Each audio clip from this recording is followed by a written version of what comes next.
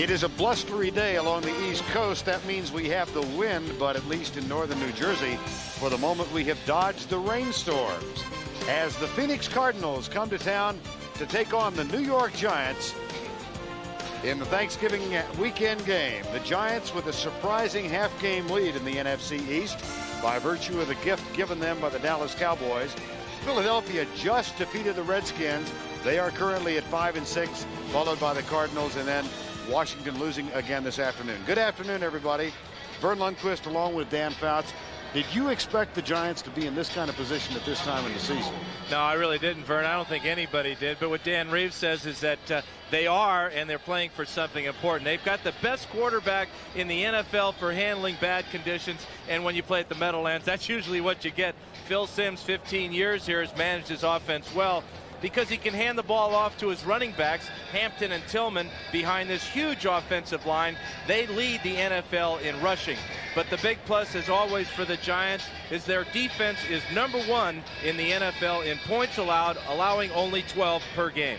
The Phoenix Cardinals are meeting duress with dignity. They are playing under the well-publicized ultimatum of their owner, Bill Bidwell. That is, Joe Bugle and the staff must have a winning record or else.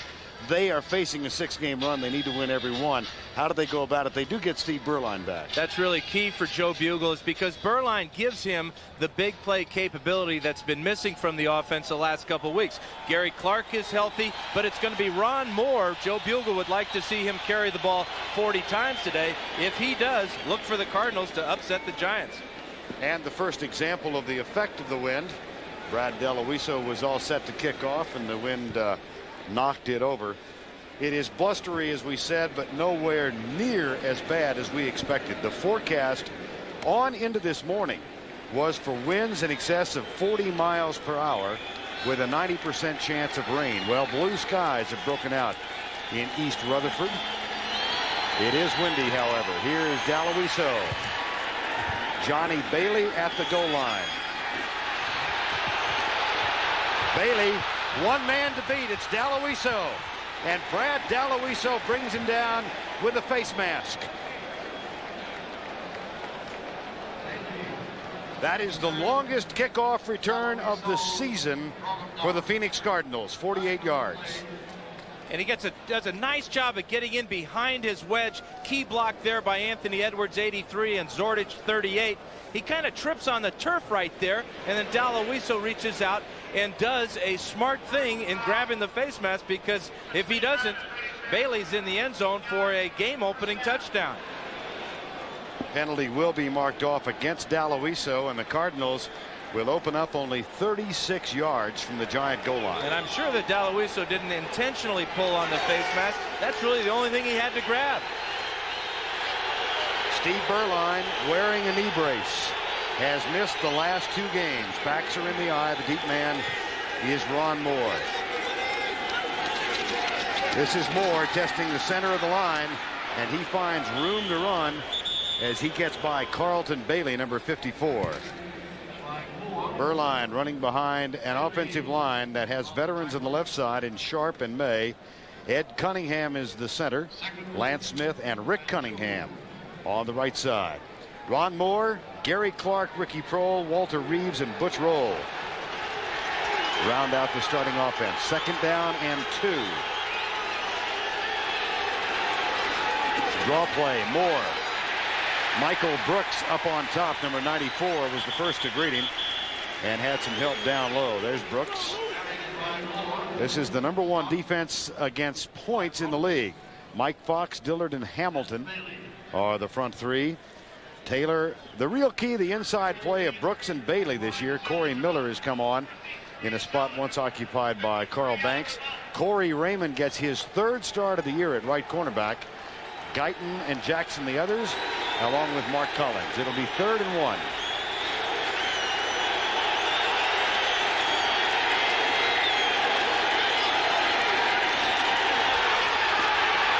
Moore is stuffed. 4th down. That Giant defense came up with a big play there on 2nd and 3rd down. But they're one of the best teams in the league at stopping their opponent from converting on 3rd down. Key job there, though, was by the penetration there. Armstead got real low.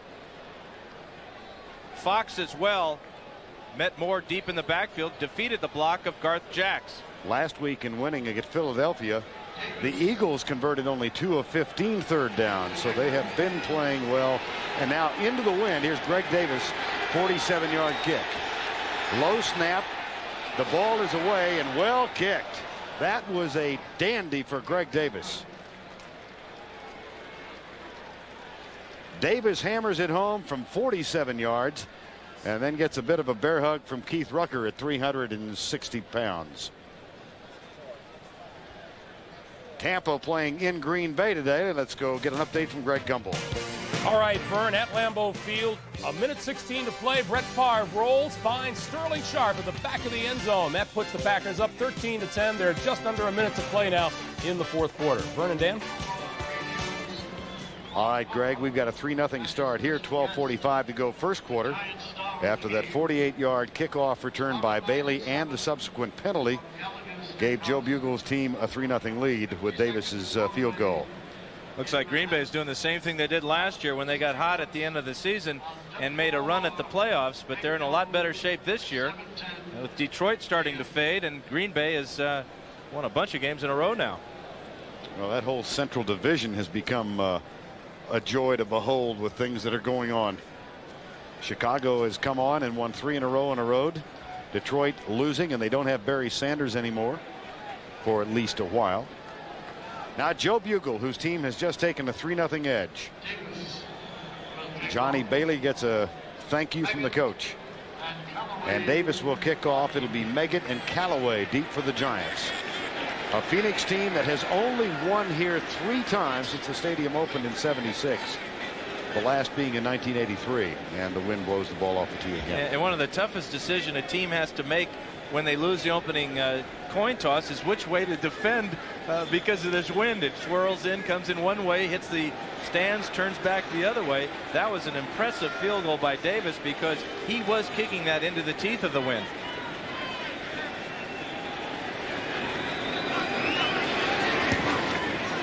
Short and returnable. Meggett.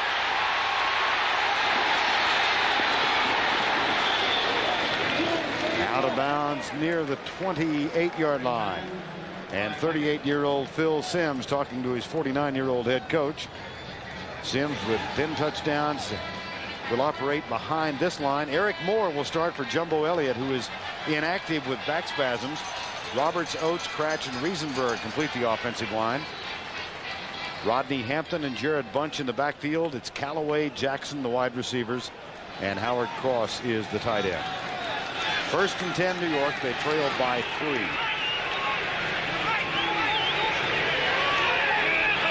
Pierce in motion. Handoff. Hampton comes right. Jammed up.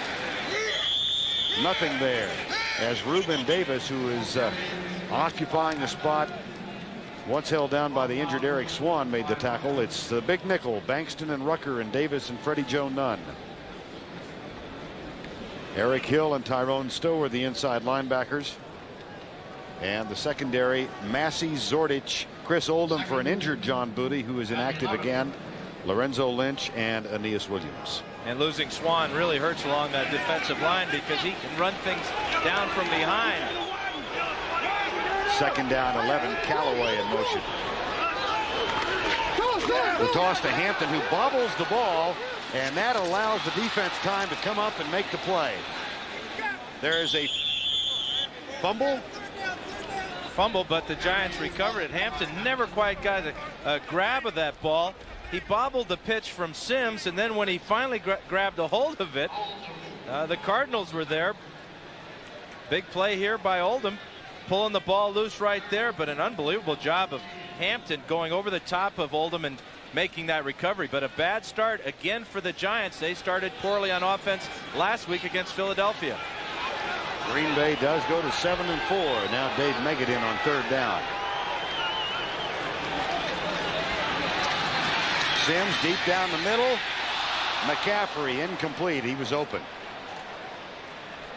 And the pass a little too strong. I wonder, was that the effect of the wind? Well, Phil wanted him to take a better angle, better throwing angle for the quarterback. It looked like he was open because he was behind the secondary, but the angle of the throw had to be high enough to get over the underneath coverage. That's why McCaffrey at 6'5" couldn't make the catch.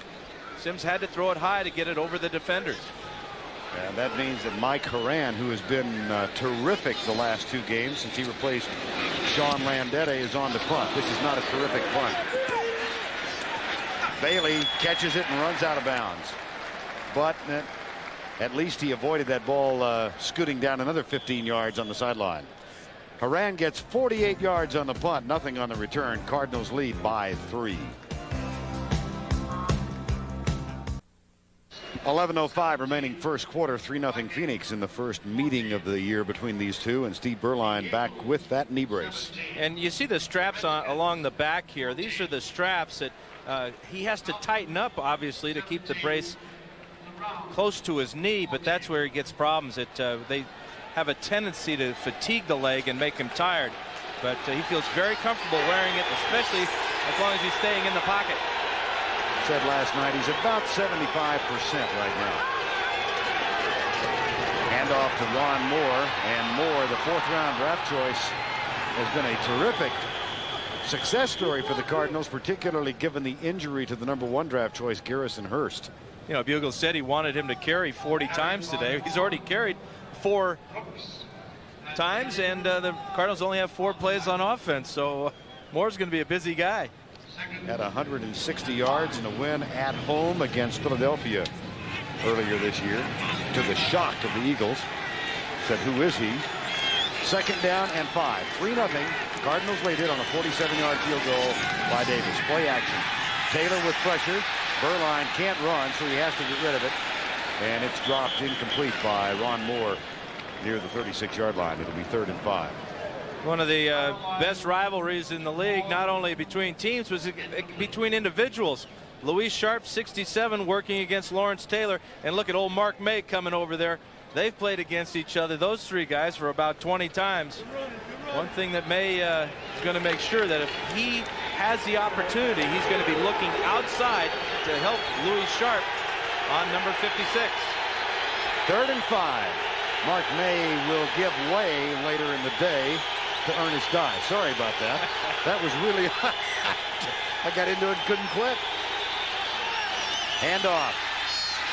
1st down. Johnny Bailey, the scat back, cuts through and picks up the 1st down at the 37-yard line. He got 6.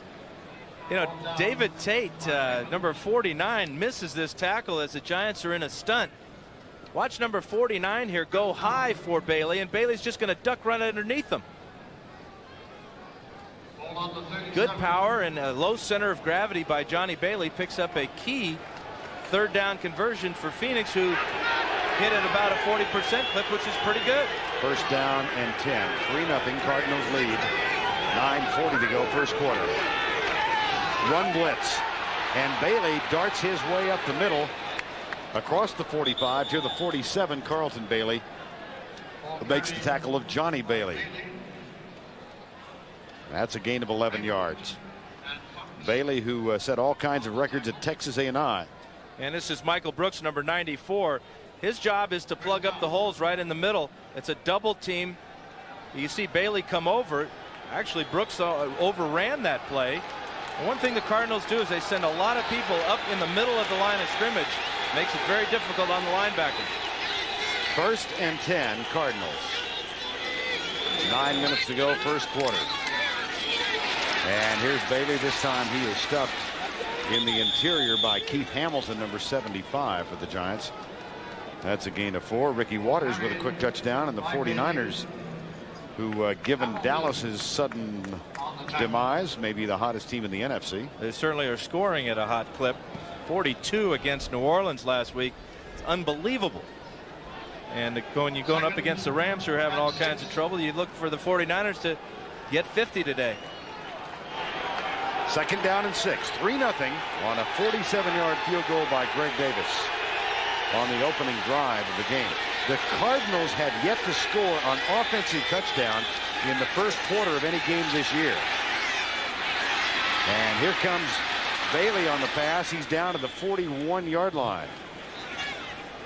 That's a gain of 6. One thing the Cardinals do better than anybody in the league is they've got two guys in this nickel situation, Bailey and Centers, who are excellent pass receivers. Puts a lot of pressure on the defense, and what they do is they give the backs the opportunity to just create on their own. Bailey that time, it just went out, found an open area, and Berline hit him for another first down. Now Centers is in the backfield, and it's first down and 10 with 7:35 to go first quarter.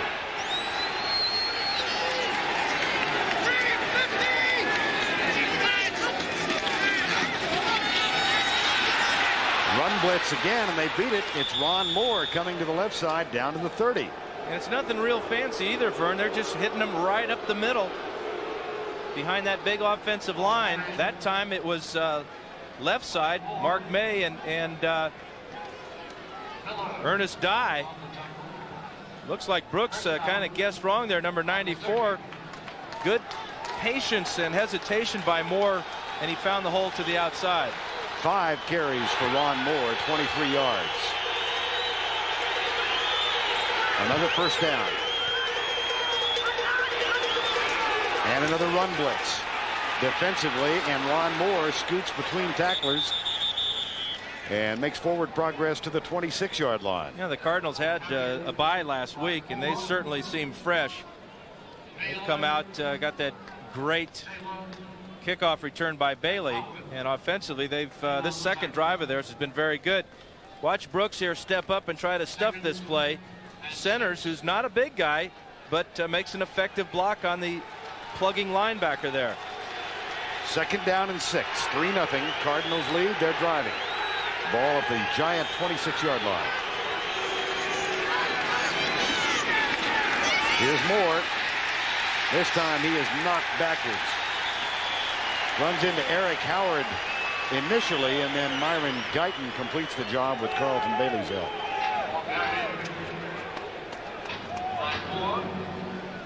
Dan Reeves, he was chatting about his reaction to the gift that this team was given by the Cowboys on Leon Lett's mistake. To a man, Dan, as well as all the players we talked to, felt a little sorry for Leon Lett. Yeah, and the thing is that those are those type of rules that if you're not real fresh on, you just kind of overlook, and I think that's what Lett did. Didn't realize the situation. 3rd and 7. Right side, caught by Randall Hill, but he catches it short of the first down at the 21-yard line. They're going to have to bring Greg Davis back in, I believe, unless they want to try to get that much on the ground. Well, Berline has his hands apart, showing how far the Cardinals need for the first down. And Bugle says, nope, we're going to go for it. It looked like Berline was praying a little bit there, huh? You got to move those hands a little bit closer together. But his prayers were answered. The big tight ends are in the game, and Garth Jacks will be the lead fullback. Something, of course, that the 49ers started with McIntyre in the Angus position, and now the Cardinals are going to have to call timeout. Little confusion about the play. So time has been called with 4:43 remaining. 4th and 1, Phoenix.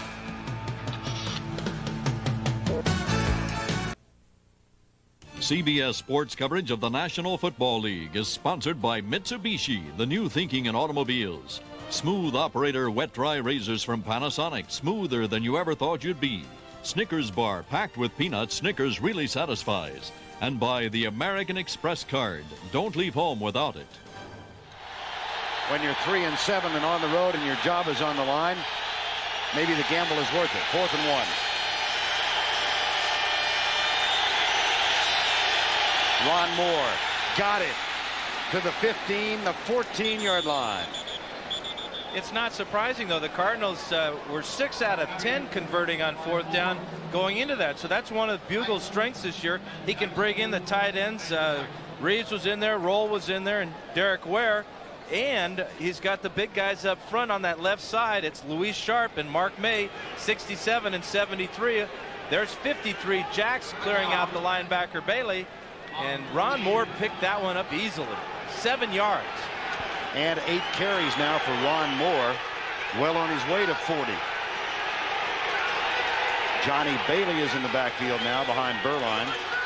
Motion from Walter Reeves. The blitz is on. And a screen pass left side. The play had not been whistled dead, and Bailey takes the screen down inside the 5 near the 4-yard line.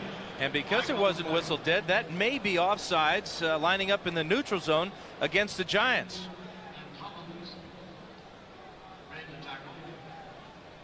If so, that will give the Cardinals an excellent opportunity to score a touchdown on offense in the first quarter. It is offsides against the Giants. Obviously, Berline's going to refuse it. And Bailey sets up his team at about the 4-yard line. Tom White is our referee today, and he's called for the chain. Even if it's not a first down, I can't imagine that they would take the penalty instead of the play, because they're going to be looking at 2nd down and a foot or so, as opposed to 1st and 5. And here is the stretch. It's a first down. Joe Bugle was chatting with us last night. Offsides, number 74 defense. Penalty is declined. Result of the play is a first down. 1 and goal. It's not 1st and goal, it's 1 and goal. That's the first time I ever heard that one. 1 and goal from the 4. Yeah. We'll just cross off this ST here. 1 and goal. 3-0 is the score. Ricky Prohl in motion. They hand it off and sweep to the left, and there's room there. Larry centers down to the 1-yard line, just outside of the goal line, where Michael Brooks steps in to make contact. Nice play there with the counter gap by the Cardinals. Watch the right guard Lance Smith come on the pull, followed by Rick Cunningham, 64, and centers sees this little gap there. Great job of tackling by number 94 Michael Brooks, and Willie Beeman came up to help out, but Moore got it all the way down to the 6-inch line. The Giants have given up only 3 rushing touchdowns this season, and it's 2nd and goal. They hand it off to Moore. They've still only given up 3 rushing touchdowns this season. And the bad thing for Phoenix is they have only scored 4 rushing touchdowns this season. And Moore's shaken up. It's a real bad sign for Phoenix. They can't afford to lose number 30. He is the only heavy back they've got. Larry Centers and Johnny Bailey are more role players. And 3rd down backs, there's Centers coming in. And you'd expect Lawrence Taylor to come up with a big play, and he does on this time. Watch number 56, the inside plugger here, and he's going to meet Moore right there. Gets help from the backside from Strahan, and that's an impressive stop there. But what do you expect from the greatest linebacker that's ever played the game? Thus far in the drive, 14 plays, 73 yards, and 8 minutes and 39 seconds for Joe Bugle's bunch.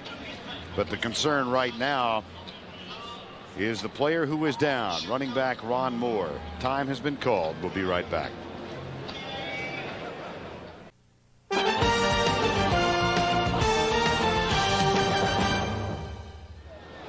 Ron Moore on the sidelines ran off without assistance. That's a good sign. And his place in the backfield taken by Larry Centers. Lawrence Taylor with the big play on 2nd down. And then as Taylor stood him up, number 92 Strahan really drilled him in the back. Probably just knocked the wind out of him and bruised a couple of ribs. There's Larry Centers. He weighs in at 215. Garth Jackson's the lead blocker. Play action. They got a man open. Touchdown. Butch Roll.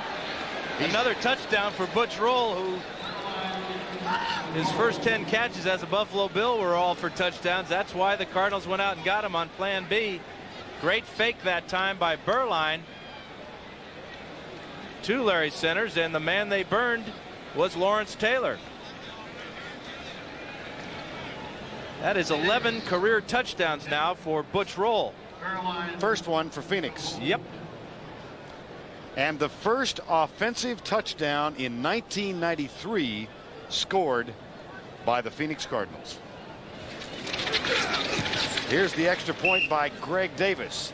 It's also the first touchdown given up by the New York Giant defense in the last 29 possessions. Good play fake. Nice soft toss for Roll. And it's a 10-0 Phoenix lead. Good play action fake by the Cardinals. Ware is going to go away. That leaves Guyton on the outside, man-to-man with Roll. He goes into the corner. Taylor, after reading the fake, goes back, and he's too late to make the coverage. But it's a good fake by Berline right there to centers. Guyton comes up on the fake, and Roll gets in behind for the easy touchdown. Butch Roll, who was a teammate of that man, number 54, Carlton Bailey. They were good friends, and Carlton Bailey said yesterday he would chat with him before the game, but then old friendships are set aside. Here's the kickoff, and it's taken by Meggett. And Dave Meggett is tripped up as he gets near the 27-yard line. That's a 20-yard return. Earlier this afternoon, New Orleans nipped Minnesota. Green Bay came from behind and ousted Tampa Bay. Philadelphia broke a 6-game losing streak. The Jets down New England. Cincinnati over the Raiders, their first win. And Cleveland came back, but Atlanta still held on to win it 17-14. A lot of low scores today around the league. A lot of 17-14s, 3 of them. A lot of field goals. Yeah. Again. Wonderful. Whoop-de-doo. Here's Sims. A blitz is on, and he has to throw it away as Oldham was coming. Number 27, he got right in Phil Simms' face. And one reason the Cardinals have this 10-0 lead is on offense. Besides this time of possession, that's pretty good, Verne. If you got a 10-minute edge or 9-minute edge, you're going to win a lot of ball games. But they've won the battle on first down offensively. They've had 7 first downs, and they've gained 7 yards on each of those for an average. And the Giants have done this. I mean, they've fallen behind 10-0 with the wind at their back. The Cardinals have scored 10 going into the wind. It's 2nd and 10. Sims across the middle, caught by Hampton. He's got room to go. The chase is on, and Aeneas Williams, number 35, knocks him down at the 10.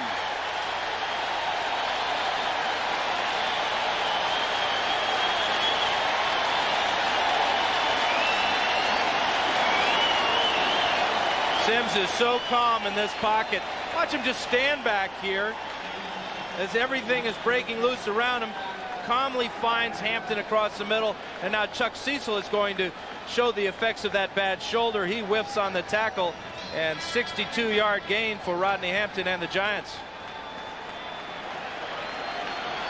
The previous longest gain of the season was 55. 1st and 10 at the 11. Hampton down to the 8-yard line. I was talking to Fritz Shermer yesterday. He said one of his concerns was with Chuck Cecil in the lineup, he wasn't sure if he was 100%. How can you test a player who's got a bad shoulder? You can't hit him in practice. You just have to take his word that he's getting better and better. Cecil is such a competitor. He plays with so many injuries. That time you see that maybe in his own mind he wasn't quite sure if he could take a lick on that shoulder, as he uncharacteristically missed Rodney Hampton. Lewis Tillman checks in now side by side with Hampton.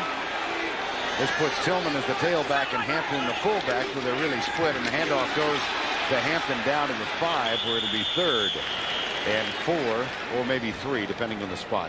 One of the best things that happened to the Giants this year, and it's kind of ironic, is when, you know, with Hampton getting hurt, it gave Tillman a lot of playing time. He's averaging 5 yards a carry, which is the best in the NFL for a running back. Hampton was out for a 4-game stretch, during which Tillman, among other things, had back-to-back games of over 100 yards. Now McCaffrey goes to the left side with Callaway. Mark Jackson comes wide right. And out of the shotgun, here's Sims. A lot of time, deep right side, incomplete. Intended for Keith Crawford, number 85. And that will bring on the field goal unit, David Treadwell. And Mike Jones is exchanging pleasantries down on the field. Now Sims got up complaining about the shot he took from Jones, and Jones went right back at him. But the thing about Phil Simms is Simms isn't going to back down to anybody.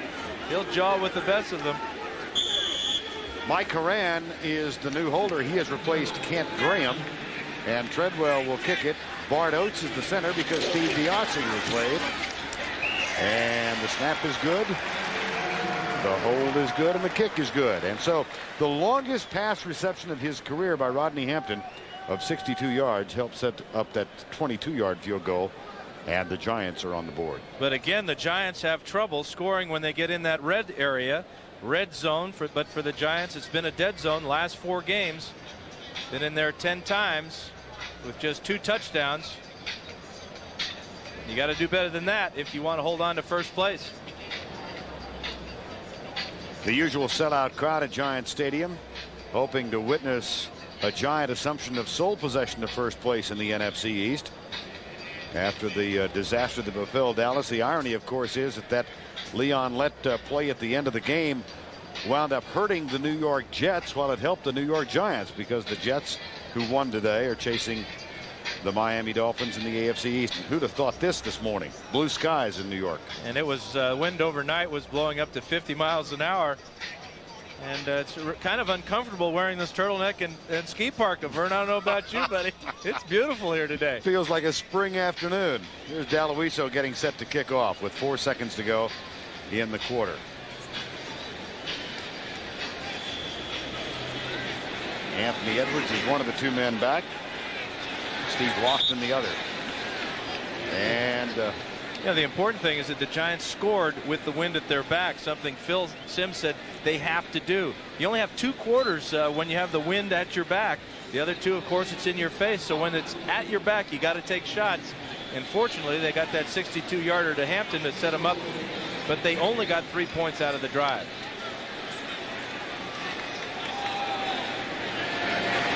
Daloiso's kick.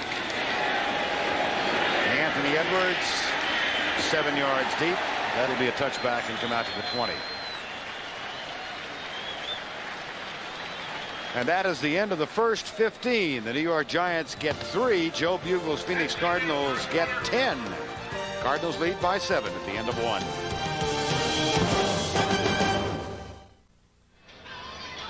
Back for the start of quarter number 2. Verne Lundquist along with Dan Fouts, and Joe Bugle hanging on and trying to sustain his stay in Phoenix. I think 2 significant plays in that first half. The opening kickoff by Bailey, and then the 4th down conversion by Ron Moore when he picked up 7 yards. Shows me the mindset of these football players. They do want Joe Bugle as their head coach.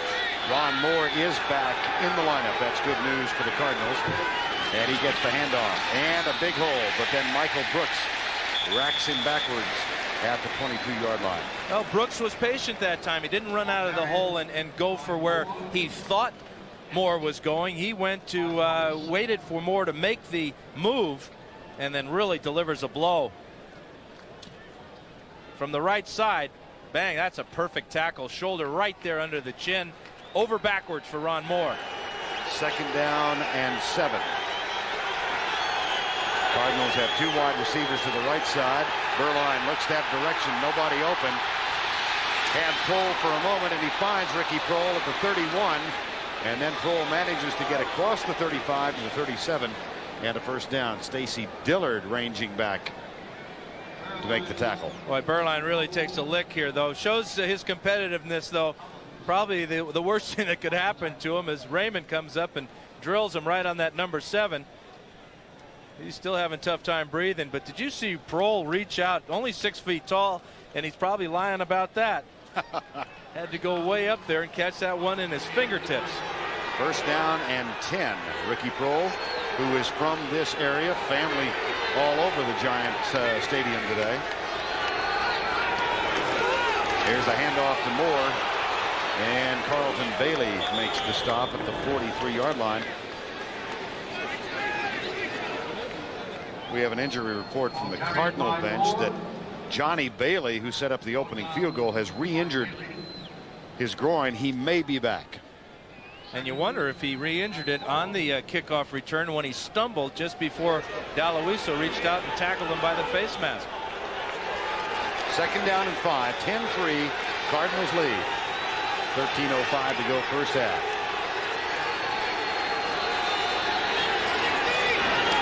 Four-man rush by New York. Berline with time. That's a high pass left side for Randall Thrill Hill. Incomplete. It'll be third down.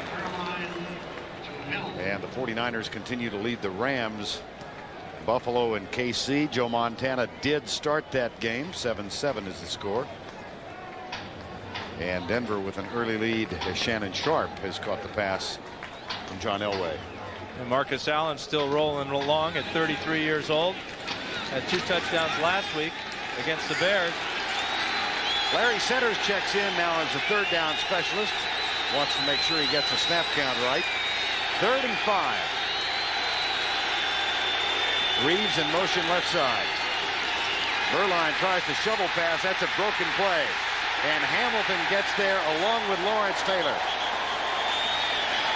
That'll be a half sack each, I think. A good job, though, of Berline not forcing this shovel pass.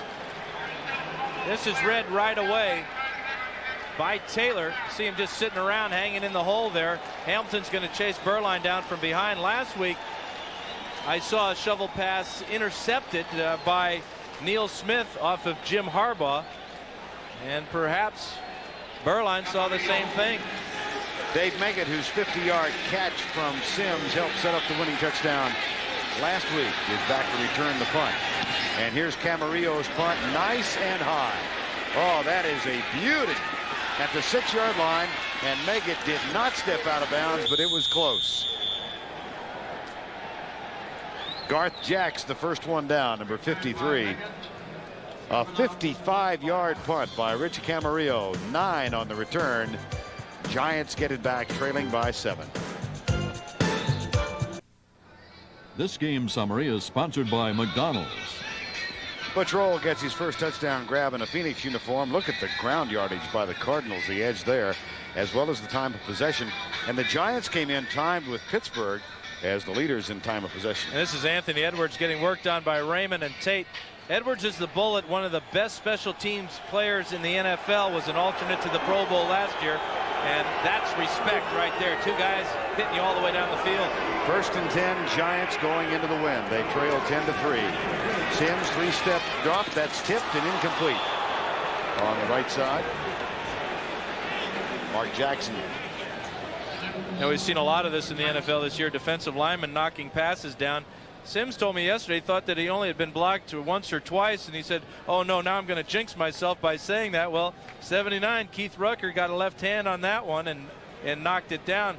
Phil said that defensive guys are getting so good at it, now quarterbacks have to concern themselves with pump faking and looking for lanes to throw short passes through. 2nd down and 10 from the 15. Blitz is coming. Sims with a lot of time fires it out behind Jared Bunch. Probably catchable, though. It'll be 3rd down. Well, the 49ers going against the Rams out on the West Coast. Here's Greg. All right, Verne, in Anaheim, that combo is at it again. Steve Young from 39 yards out for Jerry Rice. He will just get into the end zone. 14-3. 49ers lead the Rams 2nd quarter. Verne and Dan. All right, Greg, we've got a sellout crowd and what has become a clear night here on the East Coast as Phoenix leads the New York Giants 10-3. 3rd and 10, Giants. Out of the shotgun. Blitz is coming. Max Blitz. The pass is intercepted. Oh, no. Dropped by Lorenzo Lynch and had it right in his breadbasket. The pressure is on Sims. Something the Giants have had difficulty with is handling the blitz on 3rd down situations. They do a nice job here, but for some reason the receiver Crawford there didn't continue on his route over the middle, and Lorenzo Lynch dropped a gift. Mike Horan on to punt for the 2nd time. And Anthony Edwards back to return it. Johnny Bailey normally has that spot. Eric Blunt is the backup, but he's on the inactive list. Here's Horan's punt, nice and high. Edwards catches it and loses his balance and tiptoes out of bounds. 52-yard punt, nothing on the return, but Phoenix gets it back with a 7-point lead. Coming up next weekend on CBS, regional action in the NFL. Green Bay and Chicago, Minnesota and Detroit, two really key games in the NFC Central Division. And Washington will be at Tampa Bay. Later on, the Giants at Miami or the Rams at Phoenix. Regional games next weekend on CBS. First and 10 Phoenix. They have a 10-3 lead. Ricky Prohl goes in motion, followed by Mark Collins. And here is Ron Moore. Knocked backwards, didn't get anything. Stacy Dillard plugged the gap. And Lawrence Taylor.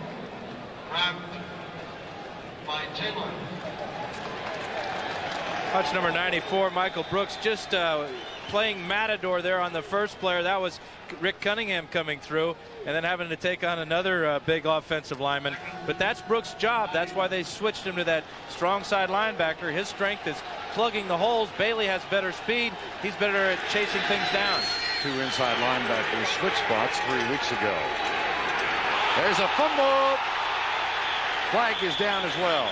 Larry Centers got the football, but it's going to be a penalty against Phoenix.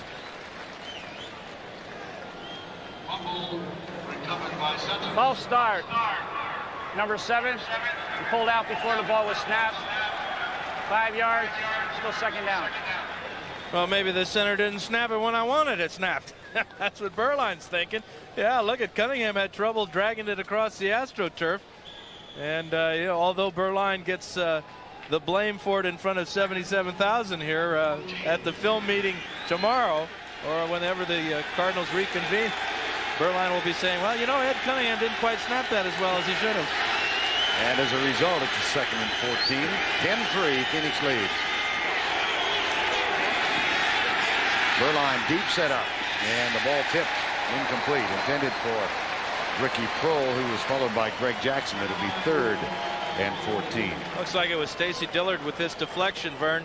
Number 71 right here.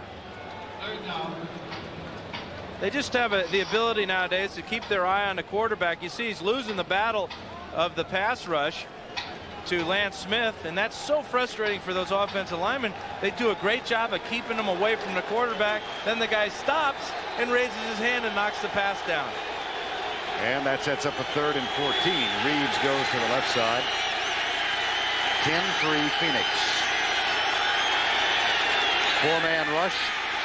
They stunt. The pass is dropped across the middle.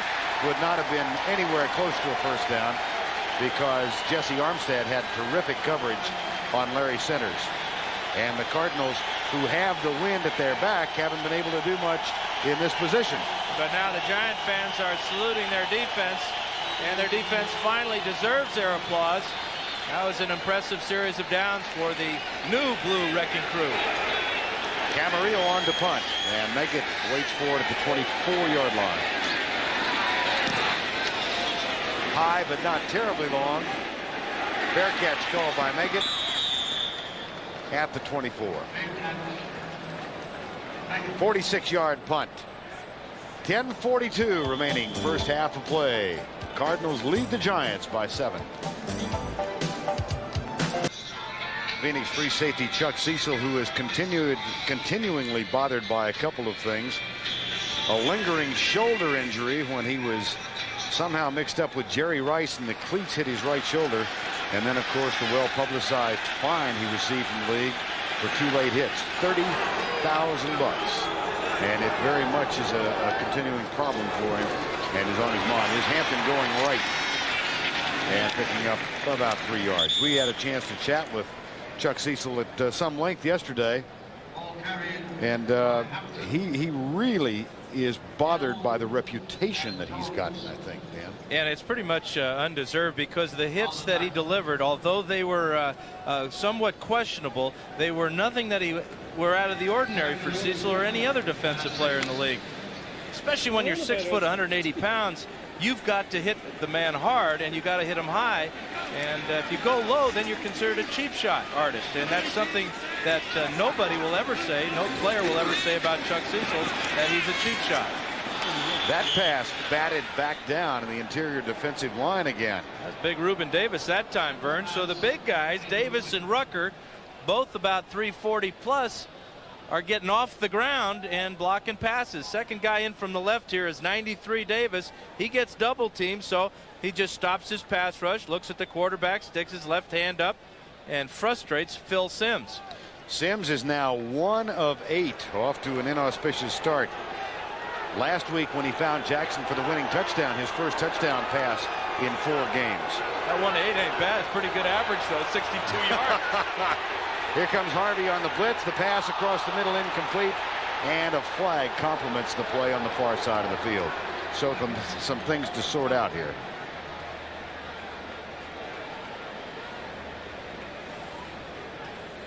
Offside.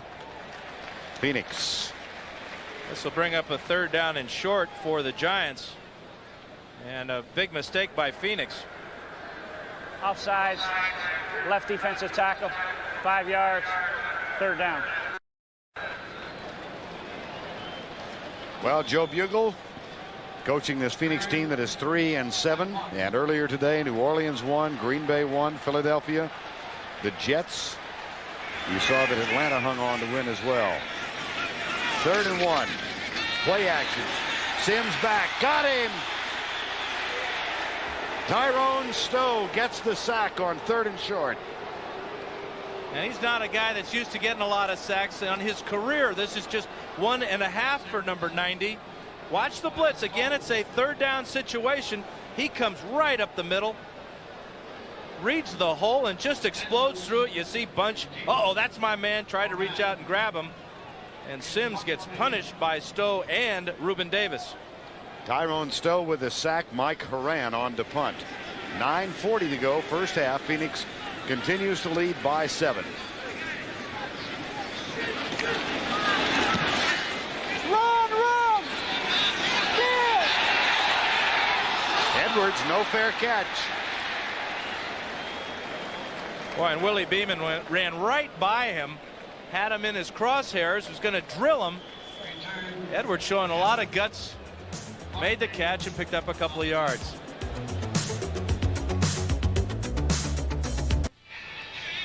In the offseason, George Young and the Giants got busy with the unrestricted free agents. They signed Carlton Bailey to a 3-year contract in March and then added Michael Brooks. And it was not a universally popular move among the Giants who were here, but they have really been important factors in this Giant resurgence. They have gained the respect of their teammates because of their performance. So far today, out of the 25 plays they've been on the field, Bailey and Brooks have 11 tackles. Bailey was the first to sign, and then when Pepper Johnson was released, the popular veteran linebacker, some very lonely times, Carlton Bailey said. First down and 10. Play action. Burline. Lawrence Taylor misses the tackle. And here's the pass complete to Ricky Prohl at the 47-yard line. And LT went right over the top. And how many times have you seen that? Not very many. The guy with 139 sacks in his career looking to add number 140 here, but Burline, the competitor that he is, ducks away from LT. Remember, Burline's playing with a huge brace on that right knee. That looks just like the same play earlier in this quarter when he found Prohl over the middle when he had to run to get out of trouble. Steve Burline now 6 of 10 for 53 yards. See that huge edge on first down enjoyed by the Cardinals. Ron Moore, nothing doing on this first down play. And it's Michael Brooks. Michael Brooks, who played under Dan Reeves with the Denver Broncos. Was a Pro Bowler last year for Denver, representing the AFC, and has a real good shot at doing something rare in this league, as going to the Pro Bowl representing the NFC and the New York Giants this year. Only 4 active players in the NFL have accomplished that. One of them's here, as a matter of fact, the punter for the Phoenix Cardinals, Rich Camarillo. 2nd and 10. Prohl in motion. And Burline has it batted back. Keith Hamilton knocked this one down. That's at least 4 in the ball game here in the first half. I think 2 each for Burline and Simms. And again, watch, this is so frustrating for a quarterback and an offensive line. Cunningham does a great job of blocking. He's got all the time in the world, but that's just pure athleticism on the part of Keith Hamilton, 6'6", way up in the air. How do you prevent the defensive lineman from doing that? I always told my guys, if they jump, you punch them. Punch them right in the stomach. They'll get those hands down. Or that vicinity. 3rd and 10.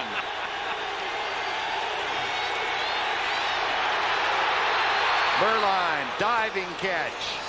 Short of the first down at the 43. So a decision to be made now by Joe Bugle. Well, based upon the first quarter success of going forward on 4th and 1, you would think that Bugle would do it again.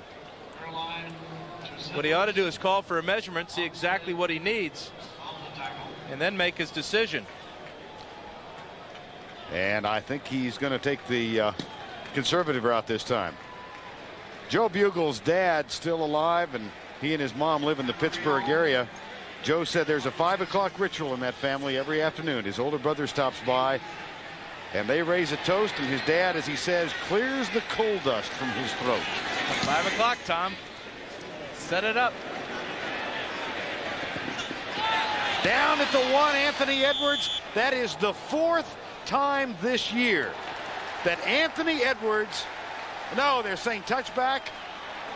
Now they're going to call it a touchback. Oh, wow. Edwards must have made contact with some part of his body on the goal line.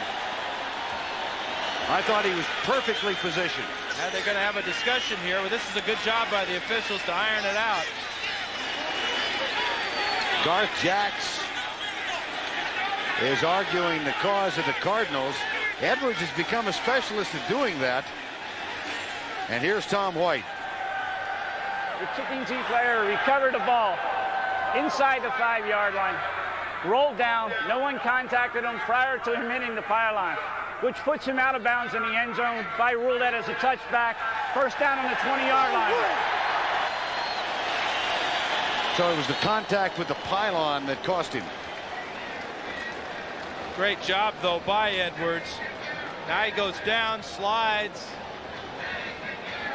And, you know, he was out of bounds long before he hit the pylon. His left shoulder was out of bounds before he hit the pylon with his backside.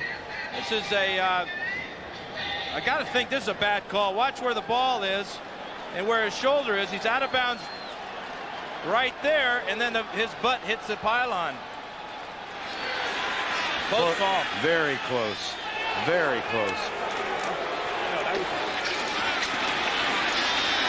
And it ruined a heck of a stat. Well, and the other thing about that, Verne, is he's done that 3 times so far this year, and 2 of them have directly led to safeties for the Cardinals. Now, you take the ball at the 1-yard line as an offense, it's nervous time. You have to bring your guys in and almost run a goal line offense coming off your own goal line, and a lot of bad things can happen to an offense. But Edwards is having a heck of a year. Downing punts inside the 5, even closer than that, inside the 1. Rushing yardage for the day, 7. It's 2nd down and 10. Phil Simms, 1 of 8. Shovel pass. Meggett to the 27, 28-yard line. That's a gain of 8. It'll set up 3rd and 2. The reason this play works is because the quarterback will come out to this side and read this man. If he comes up the field, he'll shovel the ball underneath to Meggett. The outside guy is blocked. It's a trap play, really well designed as Cratch comes over with the kick-out block. Well-designed play and perfectly executed by the Giants. That'll make it 3rd and 1, though on the far side the down marker says 2. Now they change it to 3. 3rd and 1. 5:40 to go first half, and it's a 10-3 game. The difference in the game was a touchdown toss from Steve Burline to Butch Roll. Now some kind of conversation going on. They've got the down marker corrected. It is 3rd down. Probably wondering about that butt hitting the pylon, Verne. Yes. Here's Tom White. Maybe. Nope. There was no infraction on the previous play. 3rd down. Well, the players all knew that. Let's just play ball. We didn't think there was. 3rd and 1. Simms looking left, now across the middle. Caught. Jackson, first down at the 41. A gain of 13. And Mark Jackson is Phil Simms' leading receiver, especially now that Mike Sherrard is out for the year. Interesting play selection on 3rd and 1 to go with their nickel personnel and throw the ball against this nickel defense of the Cardinals. Giants have not rushed the ball well today, so maybe they're going to put it up in the air a little bit more than usual. How much has that Sherrard injury hurt them? Well, it's taken away the big play, and it's made Simms get used to another new wide receiver in Jackson. They're just getting in sync now. Blitz, threw it away for Aaron Pierce. He just got rid of it. As Michael Bankston was coming, and so was Oldham on the blitz. Now, the one thing that when you're playing against a Fritz Schirmer coach defense, you got to really expect the unexpected from them. They're normally a zone defense primarily, but Fritz has seen that the Giants have had troubles this year picking up the blitzes from different teams. So you're going to do what other teams have done and throw in a few different wrinkles. The wrinkle that the Cardinals give you is that they have so many defensive backs in the game all the time. 2nd down and 10. 4:49 to go, first half. 10-3. Phoenix leads. Simms is looking right all the way, and he finds Callaway for the first down at the Cardinal 42-yard line. That's a gain of 14. Couldn't ask for better pass protection for Simms, and this time nobody knocks his pass down. Callaway works across the middle, but look at this. There's 5 yards between Simms and anybody in a white helmet. Good job by that offensive line. 1st and 10, New York. 4:15 to go, first half. 10-3. Phoenix leads. Simms pumps, goes left, man wide open. Jackson might have gotten another 5 or 6, but he stepped out of bounds instead of turning upfield. Last week the pump fake worked real well between Simms and Jackson. Watch as Jackson comes down into the corner. Massey's going to come off and then react up on the flat pattern. And the timing between the receiver and the quarterback's perfect. There's the flat pattern by the tight end. The pump to him. Massey comes up, and Simms hits Jackson in behind him. Giants have moved from their 20 to the Cardinal 25. 1st and 10. Hampton sweeps right. They knock Eric Hill out of the way. And Hampton is dragged down after a 3-yard gain at the 22.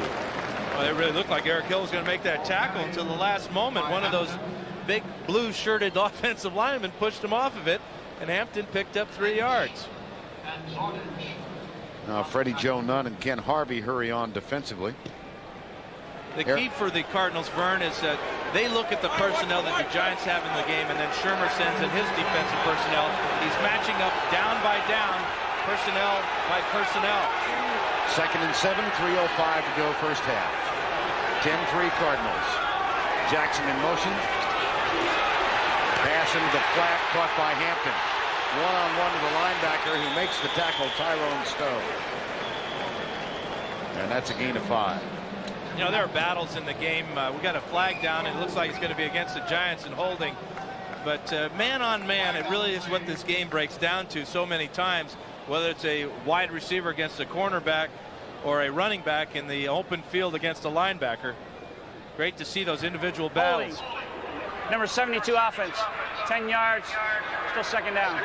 Going to get Riesenberg that time, but getting back to that was a heck of a tackle by Tyrone Stowe. Right side of the screen here is number 72, Riesenberg. He's working against Freddie Joe Nunn. A nice little stun in there between him and Mike Jones, and that's perfectly executed between Jones and Nunn. That got the hold call against Riesenberg. Meggett is in, 2nd and 17. 10-3 Phoenix. Simms incomplete. Callaway, or Jackson rather, couldn't hang on at the 25. And Simms now 5 of 14. Jackson's going to come in motion and then turn up the field and work right over the middle. This ball from Simms is a little bit low, but you also saw that Jackson was checking down his route, was slowing down, and Simms was expecting him to run full speed across the middle. That's why they didn't complete that pass. See that this has been by far the most successful possession thus far, but they've got A 3rd and 17 to the Giants right now. 4-man rush, and Sims rolls out to his right. Pulls up. A lot of time. Here's Jared Bunch. Stiff arm, breaks a tackle. Zordich knocks him down at the 20, short of the first down. So he got through the first defensive effort. The second brings him down short of the first down, and it'll be David Treadwell to come on. Sims does a nice job of finding his outlet. Lynch is going to come up, and he's going to miss this tackle on Bunch. Went too high against the big fullback, but Zordich came over with a little more steam and was able to take him down. Looks like time has been called for the 2-minute warning. So David Treadwell is on to attempt the field goal, but 3 is not what the Giants wanted or needed. 10-3, 2 minutes to go, first half. 2 minutes remaining, first half. Bart Oates getting ready to snap the ball on the forthcoming field goal attempt. For a long time, Steve Diassi, linebacker, had that chore for the Giants. He was dropped and picked up by the Jets. And then Kent Graham gave way to Mike Horan as the holder. Treadwell is the field goal kicker. Everything worked this time. And from 37 yards out, David Treadwell has now gone over 500 points in his career. He's got 6 and today. He's learning how to kick in a very tricky stadium, especially with the winds. Before the game, I was down there with Rich Camarillo. I had stopped at Times Square on the way out here, bought some confetti, and tossed it up in the air. You see the wind, it blows that way from that point on the field. But then you look up at the goalpost, and it's blowing from left to right. Then you swing around, you look at the top of the stadium, and it's blowing in the exact opposite direction. And how did Camarillo react to all this? Camarillo said all you have to do is hit, as a punter, nice tight spirals. But now as a kicker, you got to kick it end over end. Well, we said at the outset when we came on the air, we really dodged a major problem today because the forecast, it was so funny. We were waiting to chat with Phil Simms last night. Dan and I've known Phil for a long time, and he came in without greetings. And he had just heard the weather forecast for today, and he was in an angry mood. I said, well, why are you so angry? He says, well, one reason I'm angry is because you played 15 years in San Diego and never had to deal with stuff like this. The original forecast for today called for 40-mile-an-hour winds with gusts above 50 and a 90% chance of rain. So we got a big break. He came here 15 years ago. First thing he saw was how windy it was here at the Meadowlands. And has conquered this win for the most part in a fantastic career as a Giant quarterback. And the current wind condition, 15 miles an hour from the southwest and a balmy 60 degrees. Yeah, and the key for Sims is that he always seems to throw spirals. And he throws a really well-controlled pass, doesn't try to overthrow it. So if you do that, then you lose that spiral and it gets wobbly, and then the wind takes those corners of the ball and does tricks with it. D'Aloiso will kick off. Lofton and Edwards wait for Phoenix. 1:55 to go in a 10-6 ball game. Flag is down, so this one might come back depending on how far Anthony Edwards takes it out. There's another flag down. So we have options. We got a flag on the kickoff, a flag against the Cardinals, and then a hat was thrown at the 40-yard line. This guy here had to throw his hat because he'd already thrown his flag. This is Richard Reels, our field judge, number 83, so he's got to tell Tom White, hey, I got 2 penalties on this outfit. Toss my hat and my flag. Good thing he didn't have 3 penalties. What would he throw next? Belt is gone. He's searching in his back pocket. There's no flag there. Nothing left. No wallet either.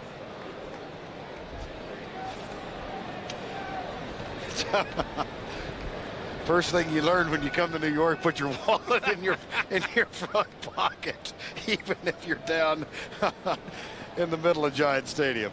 Well, some guys put their wallet in their socks, but these officials are wearing these 1920s knickers. And their wallet would be exposed if they had it down in their socks. It's the one thing that has never changed, officials' uniforms. You look at pictures from the 40s and the 50s, they look the same. We have offsides on the kicking team.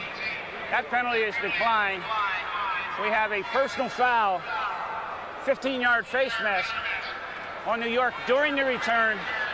We also have a hold, number 53, on the Cardinals during the return. By rule, it's a double foul after change of possession. It will be placed at the spot of the Cardinals foul. First down. Tom, I got bad news. Your plane just left. We got the trifecta on that one. Oh, yeah, and we also had a pretty good little kickoff return by Anthony Edwards. There's the hold right there on the outside. It's like Garth Jacks got him.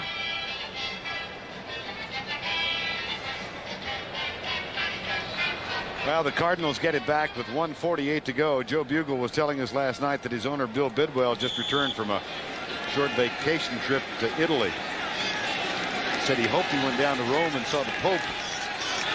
He was kind of hoping he brought him with him. Said he needs him if he's got to win 6 games in a row. Looking pretty good now. Handoff to Centers out to the 21-yard line. Just a quick recap. The opening kickoff was returned into the wind by Johnny Bailey of the Cardinals, 48 yards. There was a personal foul penalty, all of which led ultimately to a 47-yard field goal by Greg Davis. And a 3-0 lead. Here's Centers out to the 25.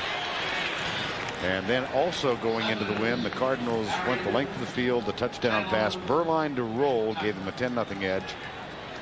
And a 62-yard Sims to Hampton pass set up a field goal. Oh, the signal's coming in way late from Jerry Rome, signaling down to the sidelines, and now the Cardinals have to burn a timeout after wasting about 10 seconds.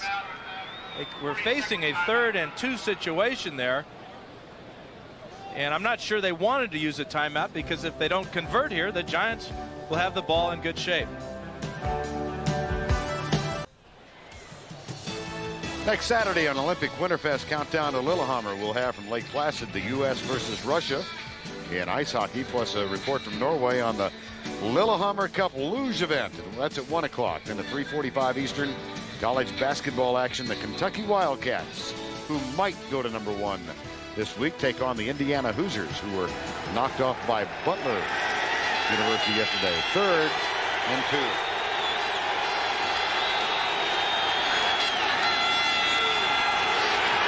Handoff, Centers out to the 35. Now will the timeout they had to burn cost them? 9 yards and a first down on that play. They're looking to get Davis within a 50-yard field goal, something he does pretty good. Real strong leg. Need about 25, 30 yards to get him in that range. Berline is going to be sacked. Stacy Dillard got there first. Mike Fox was second. Caroline tackled by Dillard and Fox. That indecision on that 3rd down situation just killed the Cardinals any chance of getting 3 points, closing out the end of this first half, unless they get a miracle. Well, across the middle here is Prohl coming right. Centers with a pretty good block. And Ricky Prohl out of bounds near the first down spot at the 45. The one thing the Cardinals have in their favor is that the wind on the field, remember the confetti, is blowing in that direction.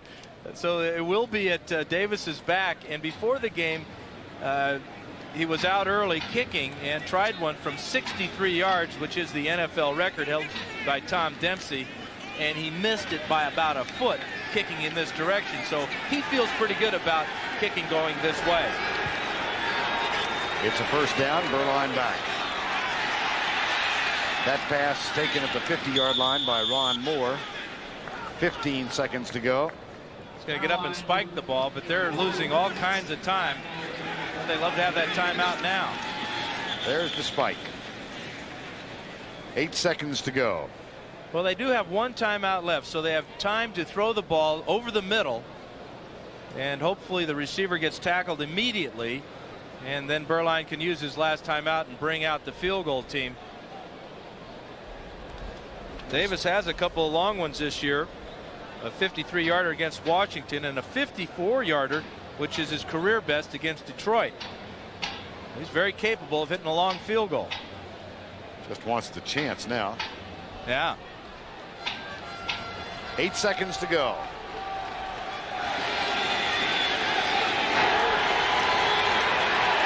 Berline across the middle. There's Prohl. Now call timeout, and they will give him the chance with 1 second left. And this will be about a 54-yarder too, Verne. So right. Good job by Berline and Prohl working it across the middle. Prohl is shaken up a little bit.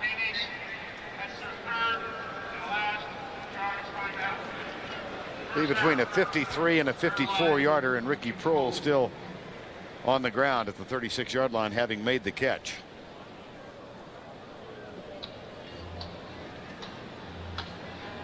So time has been called by the Cardinals. Of course, that's their last, and now Prohl is the focus of interest. That offensive line's done a heck of a job for Phoenix in this first half. Run the ball very effectively, and that time gave Berline a lot of time to find Prohl over the middle. I mentioned earlier that Ricky Prohl has a lot of family in this part of the country. As a matter of fact, his mom and dad have been season ticket holders here at Giant Stadium for years. So the family is here. And you wonder if they're wearing Cardinal colors today or not. You know, you sure that when they just come out to the Giant game, they're probably wearing their Giant colors when they're playing Washington or Philly. It's a little bit different, though, when your son's playing out there. Greg and Terry with scores and highlights of what transpired earlier today, as well as an update of what's going on in the second games around the country. Good sign for the Cardinals and the Prohl family. They've seen Ricky walk off the field. Look at this protection. Oh, this is perfect, though. Berline back in good shape. Big hit there by Greg Jackson. Kind of bent his head backwards. That's not a good thing to have happen, but sets up Davis for about a 54-yarder, huh, Verne? Exactly 54, and Berline will hold it. So this would add to the lead with 1 second left. High snap. They botched the play. They never get the chance to kick it. Pat Beach is the man who snaps the ball, and he sent it back to Steve Berline a little too high. There's the snap. As you said, it comes back a little bit high and into Berline's face, and he just drops it. So we have reached the halftime point with the Phoenix Cardinals trying to get their 4th win of the year, holding on to a 4-point lead.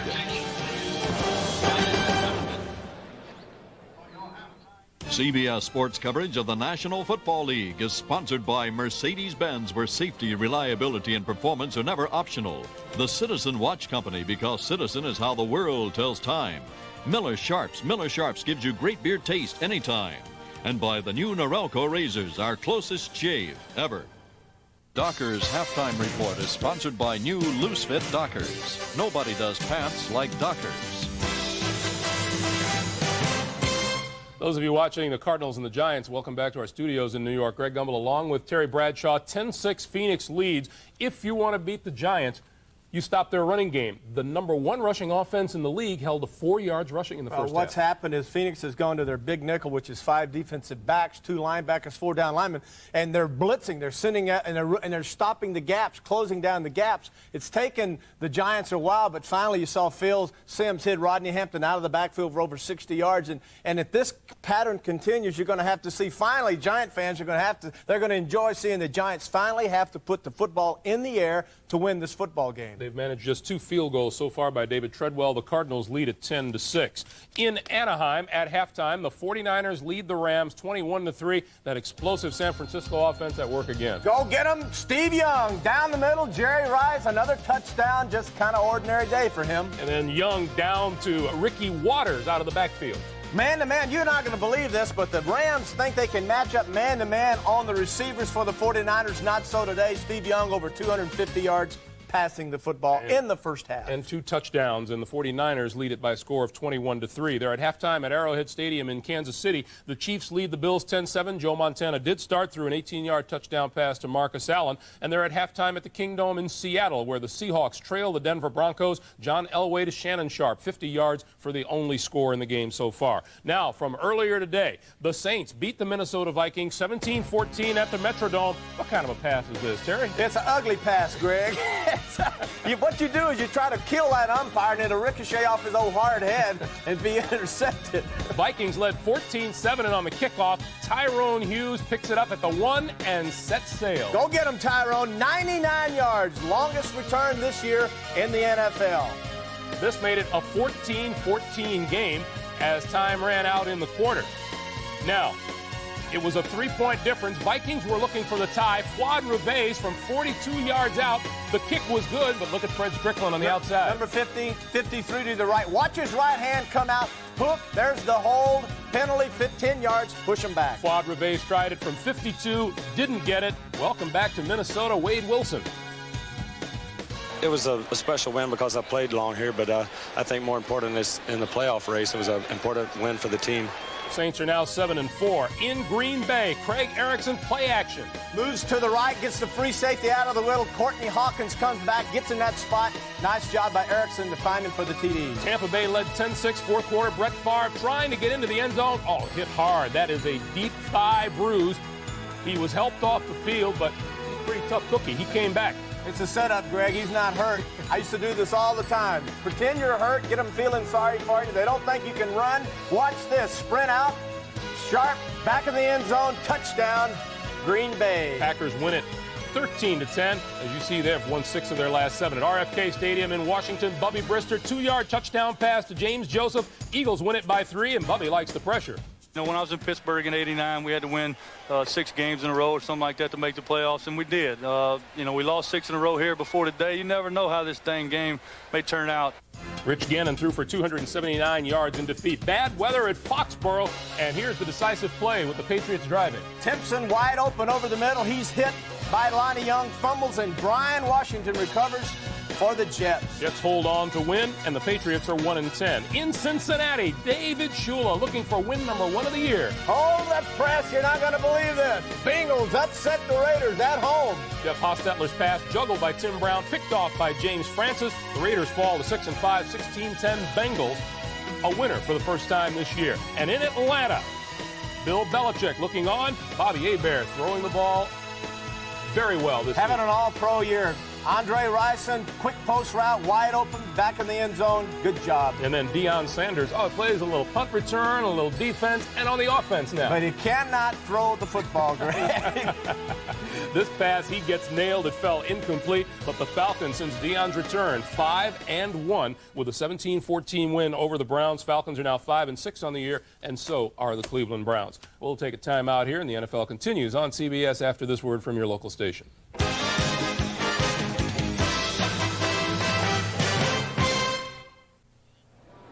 CBS Sports coverage of the National Football League is sponsored by Toyota, makers of the exciting all-new Celica. Watch out, it's here.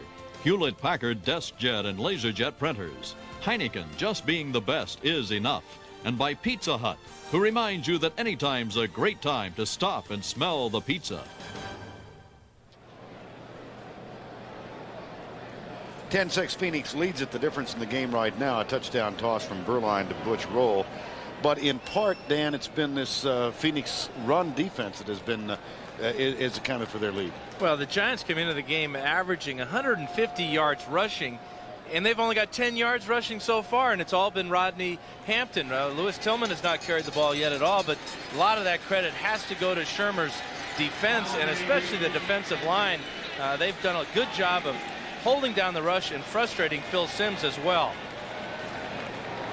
Now Greg Davis will kick off for the Phoenix Cardinals, and it'll be the Giants who have the wind at their back in the third quarter. Meggett and Callaway wait for it, and here's Dave Meggett drifting back to grab it at the 1. Good block by Callaway. Meggett scoots down the sidelines and is out of bounds at the 31-yard line. Well, this Cardinal defense has given up only 10 yards rushing thus far. And you see exactly how they've stopped the Giants. Just 6 yards up the middle, 3-yard average, and less than a 2-yard average to the right. So Fritz Shurmur's big nickel, medium nickel, and nickel is working pretty good. Phil Simms has hit 5 of his last 7 passes. And the big one of 62 yards, his first pass completion, set up the first field goal. Here's the handoff. Hampton to the 30-yard line. Boy, and they start exactly the same way they ended. Stuffing Hampton right at the line of scrimmage. And it's the big linebackers inside. Eric Hill, 58, and Tyrone Stowe. But on the defensive line, you see the job there that Reuben Davis does is he just took a side of the offensive lineman and plugged that hole. When you're 340 pounds, as Davis and Rucker are, Fritz says that all they do is take one side of that offensive blocker, and they can plug up a lot of holes. On 2nd and 8, Meggett and Bunch come in the backfield. And Simms will throw. Blitz from the outside. Simms gets rid of it, incomplete for Meggett. And he had to hurry because Lorenzo Lynch was coming on the corner blitz. And even though it's a corner blitz, it's not an all-out blitz for Phoenix. Watch from the right of the screen. Lynch comes, but the linebackers drop off, and they're all playing zone.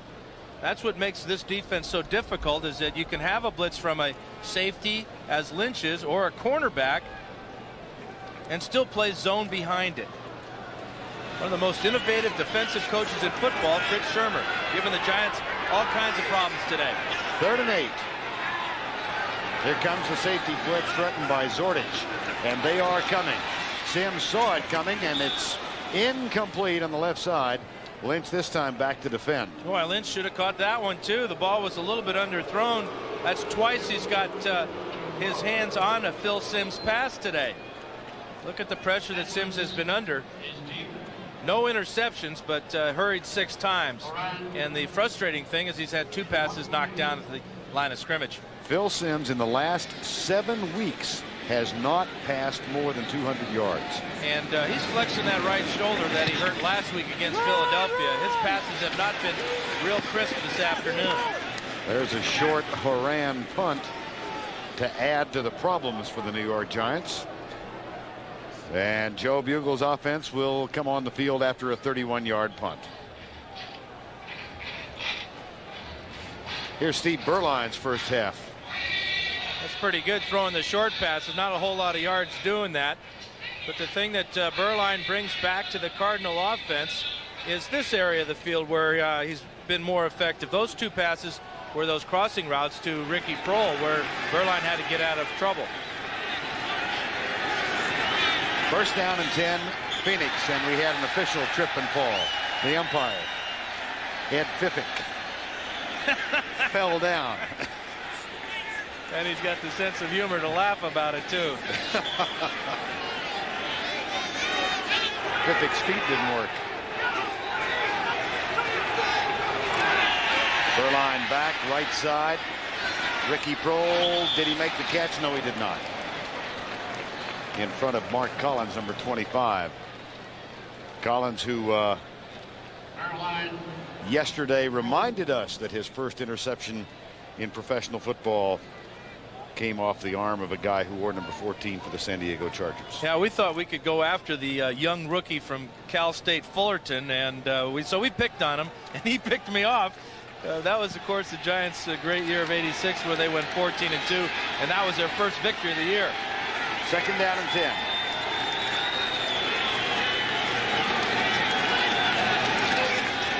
Ron Moore searching right. Keith Hamilton led the charge. Corey Miller is a part of it as well. And Moore was running to the line of scrimmage there like the field was slippery.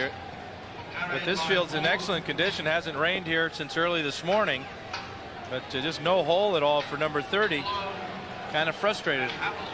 3rd and 9. Cardinals are 4 out of 9 on 3rd down conversions.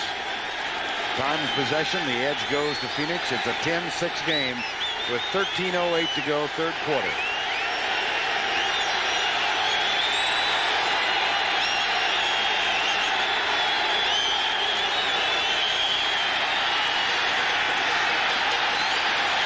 Berline, Ricky Prohl short of the first down. Had it, came back to get the ball, and lost the 1st and 10. It'll be 4th and 1. Good play selection that time for Berline. Offense coordinator Jerry Rome decided to roll his quarterback out. He had a lot of time to find Prohl, and now Berline's going to start praying for it. Come on, Buggs, let's go for it. Looks like it's going to be 4th and a long one.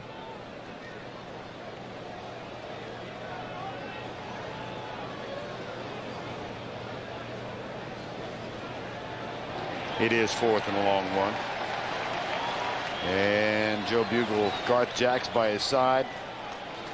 Yeah, Punt it. He's going to punt it. Went for it in the first half, but better field position. That's really the key, Verne. You don't want to give the ball back if you don't make it at your own end of the field. Remember, one of those touchbacks was that controversial play at in the second quarter when Anthony Edwards slid into the pylon. On 4th and 1, Camarillo back to punt. Meggett waits at the 11-yard line. Flag is down. And here's the high punt taken by Meggett at the 9-yard line. And he manages to get out of trouble and work it back to the 13. But now, let's check the infraction. Looked like one of the Cardinals flinched at the line of scrimmage. They're in that 2-point stance, waiting for the rush. And Camarillo confirms it, that it is against us being the Cardinals.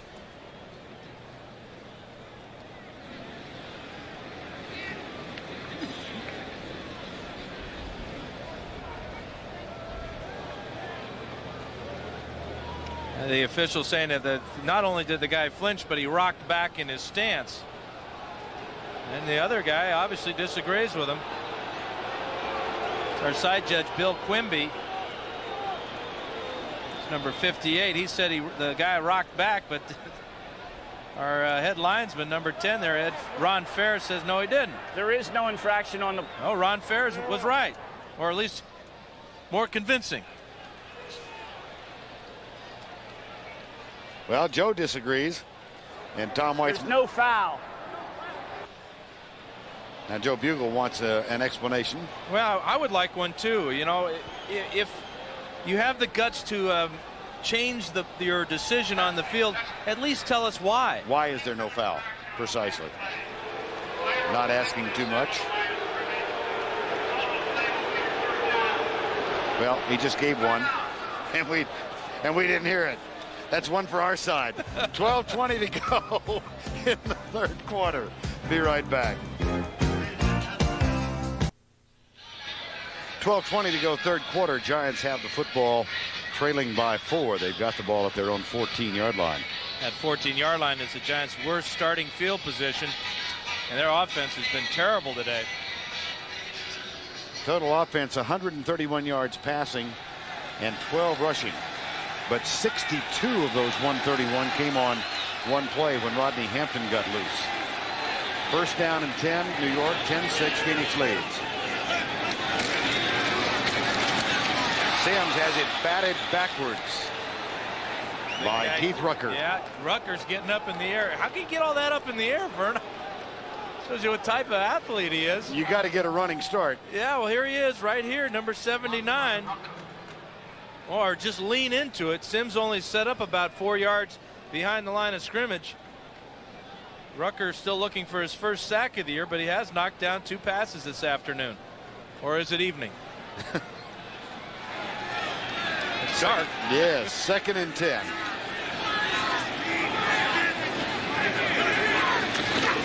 Play action. And Sims wanted to go deep. Now he does. He's got Callaway back there. Massey makes the tackle after he got whipped. 38 yards.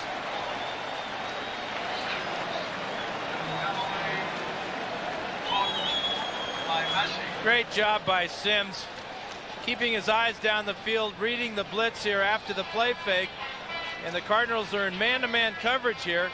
And Callaway gets behind Massey. That's a huge play, and the Giants needed that. That's only their second conversion on third down this evening. First down and 10. Here's Hampton.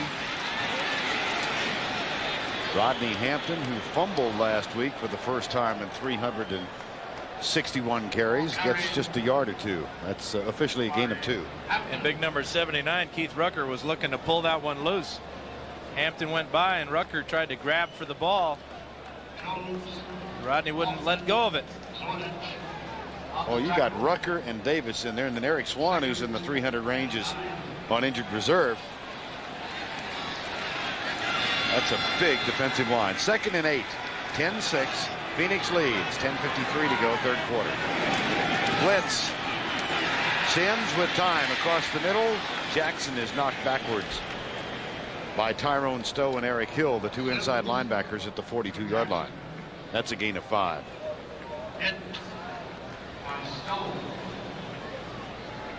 Giants are now 2 of 8 on third downs. They've got a 3rd and 5 coming up. Now, this is really poor, though, the last couple of weeks. Third down conversions, that's how you keep drives going. That's how you score points. Giants have had trouble doing both of those things lately. 4 wide receivers in, and the shotgun employed by the Giant offense. Well, Sims may have drawn him across. They got Mike Jones, number 75. It's not going to matter, though. Sims completed the pass for a first down anyway. Kansas City rolling over Buffalo. And Denver continues to lead Seattle in the Kingdom. Number 75 defense.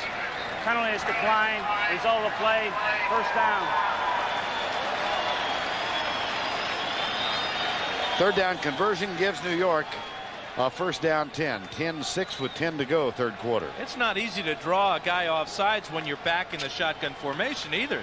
That's a heck of a job by Sims. 1st and 10.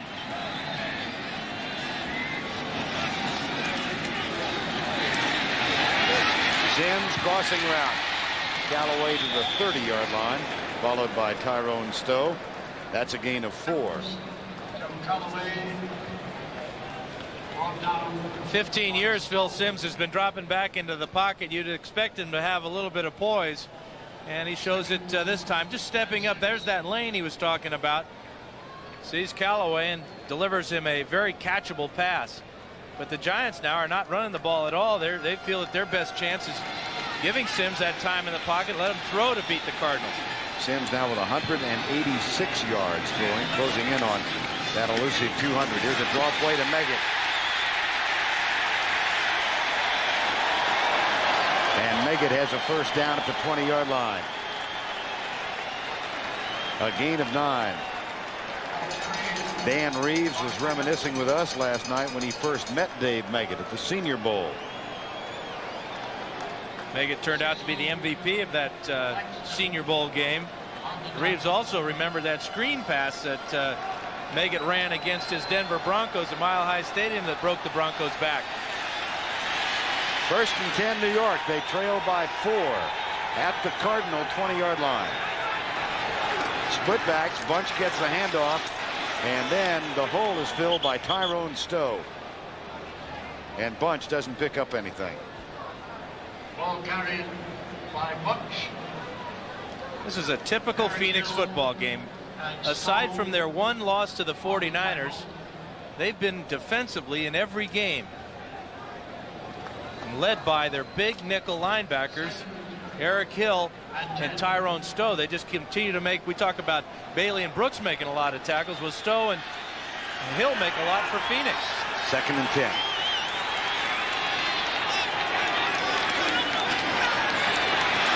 Sims in the end zone, takes a shot, touchdown, Ed McCaffrey.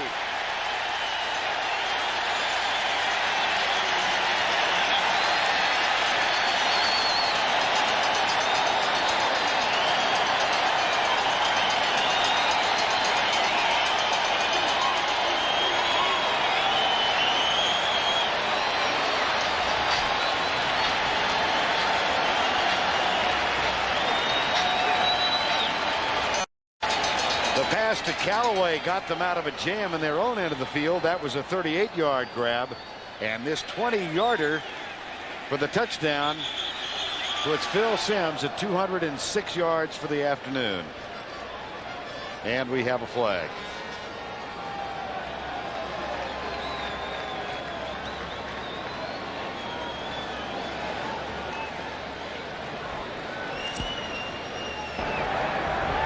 Encroachment on a nose tackle on the defense. That penalty will be enforced on the kickoff. So we'll line it up and try it again. Touchdown comes with 7 minutes and 40 seconds remaining, quarter number 3. McCaffrey with his second grab of the year. An 86-yard drive in 9 plays. 2 big ones at either end. 38 to Callaway, 20 to McCaffrey. And Treadwell's extra point has given the New York Giants their first lead of the afternoon. And it looks like the Giants have decided to use Phil Simms' right arm to beat this team. Watch him look off the safety here and find McCaffrey in the end zone. 5 out of 6 on that drive for Simms, and the big one to McCaffrey gives him a 3-point lead. It's a double post route for the Giants. Jackson to the inside, and then McCaffrey on the outside. And Simms is going to read Chuck Cecil and make him make the wrong decision. He goes to Jackson, ball thrown over the top to McCaffrey, and Massey's too late to close on it. Easy score and a great job of reading the defense from the veteran quarterback, Phil Simms. And for the first time since week 3, Phil Simms is over 200 yards passing. It's been a missing element for the Giants this year as they've emphasized the running game. And the wind causing a little problem now as it blows the ball off the tee. So Callaway, who helped set up the touchdown drive with a 38-yard catch, comes on. Well, this kind of exemplifies the season for the Phoenix Cardinals, does it not? They are 1-6 in games decided by 7 points or less. As Dan said earlier, the only time they got blown out was by the 49ers. They fell behind 28-0 in that game and lost at 28-14. Oh, my goodness.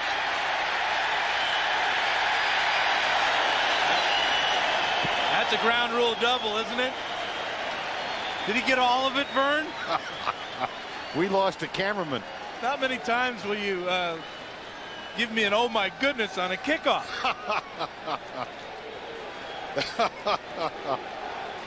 There's Anthony Edwards. That's like in the baseball game when the left fielder just turns around and looks up. He knows it's gone. Orbit achieved. Well, that's why they keep Daloiso around. Brad Daloiso.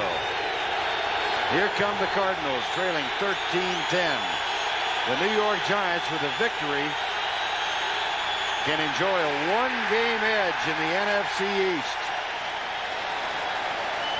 Well, and I just hate that play selection. Here you've got the fans are back in it. The Giants are jacked up. They just got a great drive and a great touchdown pass from their quarterback. Everything is positive on the Giants side of the ball, and the Cardinals come out and just play right into their hands by running the ball straight up the middle. Sure, they've had a lot of success doing that, but you got to throw the ball on first down and quiet this crowd. 2nd and 9.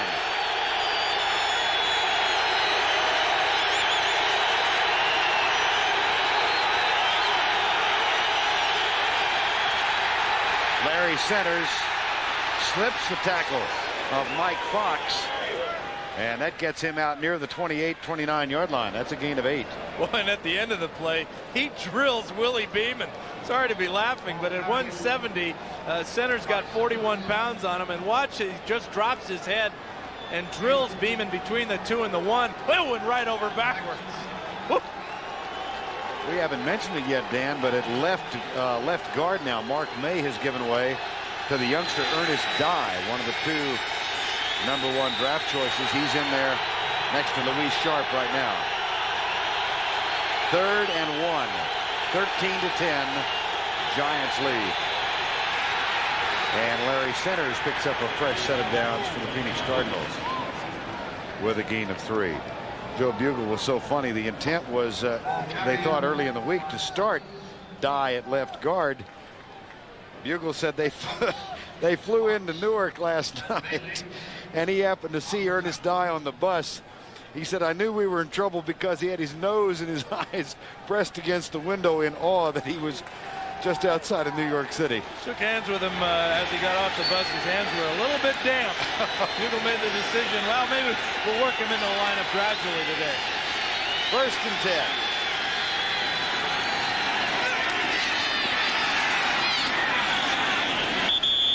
Ron Moore makes the tackle. You know, Dye was out for 6 weeks with a knee injury. Here he is right here. Big fella, you talking big, Verne, 6'6", 325. 2nd and 5. Does a nice job of pushing Brooks back and allowing the ball carrier to pick up 5 yards. 2nd down and 5. Well, Ernest Dye making his first trip into Giant Stadium. Phil Simms was chatting with us last night about his first trip in here in 1979. That was his first plane ride, he said. Here's Berline back. That pass on a line, Randall Hill. A nice play for the Cardinals and a 1st down at the 40-yard line. It's Gary Clark, 84 instead of 81. And that catch for Gary Clark sends him over the magical 9,000-yard receiving mark. Gets a nice handshake there. Big play of 23 yards for Gary Clark, and this is a pretty good group to be in. A couple of Hall of Famers in here, Lance Allworth, Raymond Berry, Charlie Taylor, Don Maynard. This guy, my buddy Charlie Joyner, should be in. Largent will be in. There are a couple of others on there too. Here's Moore going left, and he is forced back inside. But you say that Largent will be in, but he can't get in before Joyner because the records that Steve Largent broke belong to Charlie Joyner. And I was very proud of you at the Hall of Fame induction ceremonies when you made that case for Charlie. I would have never been at those ceremonies if it wasn't for fellas like Charlie Joyner, Kellen Winslow, Wes Chandler, John Jefferson, and some coach named Coryell, Don Coryell. I remember him. Good group of guys. 2nd and 7. 13-10 Cardinals. Berline left side. Gary Clark, that's going to be incomplete. He was across the sideline when he made the grab. Let's get back to that rivalry between these two great players. Sharp 67 working against Taylor. Taylor tries the bull rush this time and shows the effects of a slippery field and maybe a less than 100% hamstring as he goes down to the turf. Good job by Luis Sharp. Into the wind late in the game. 3:17 to go, 3rd quarter, down by 3. Here come the Cardinals on 3rd and 7. Berline. Oh, what a beautiful pass. What a dandy throw. And then the catch by Gary Clark for the Cardinals. The thing they always say about number 84 is how tough he is. And this is how you get a reputation for being tough. You don't care about your body. All you care about is rewarding your quarterback for making a great throw. Berline makes the throw, and then Clark, knowing that Jackson's coming, disregards him and makes the catch and sets up his team 1st and 10 inside the 20. Great catch and throw. A 20-yard gain for Gary Clark and Steve Berline. And the Cardinals are inside the 20 with a 1st and 10. Berline, right side, caught by Pro. Touchdown, Phoenix.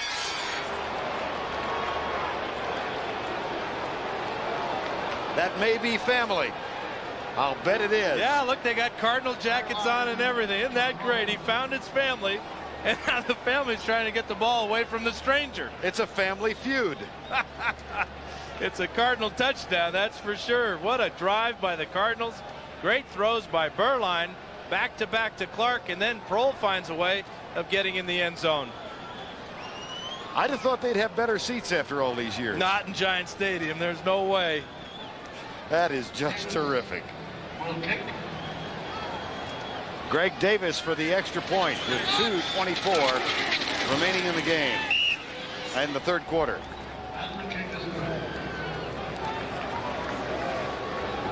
That has got to be Ricky Prohl's mother.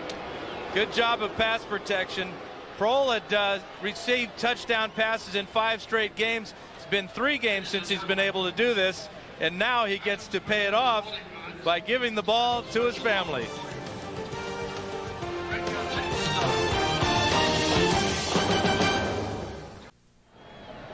Ricky Prohl grew up as a high school football star at Hillsborough High in New Jersey. This is the 17th touchdown he has scored in the National Football League. There has never been one more meaningful in his life. Look, his mom is going to make the tackle on the guy. He says, "That's my son, just threw me the ball." Here's a short kickoff taken at the 30-yard line by Howard Cross. And there's a little bit of a confrontation going on, and a flag is thrown over on the far side.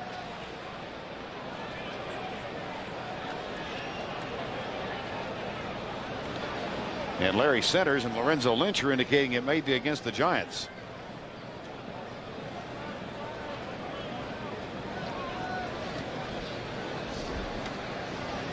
If it's against the Giants, they're blowing a great opportunity here to have excellent field position. Terrible kickoff by Davis. There's Personal a face mask foul, call. face mask, Yeah. yes. Now, is it 15 yards? You would think so. Personal foul. Personal foul, unnecessary roughness on the face mask, number 27, 15 yards, first down. Rodney Hampton, and that's the 15-yard variety. Cross is going to go out of bounds here with the help of Anthony Edwards.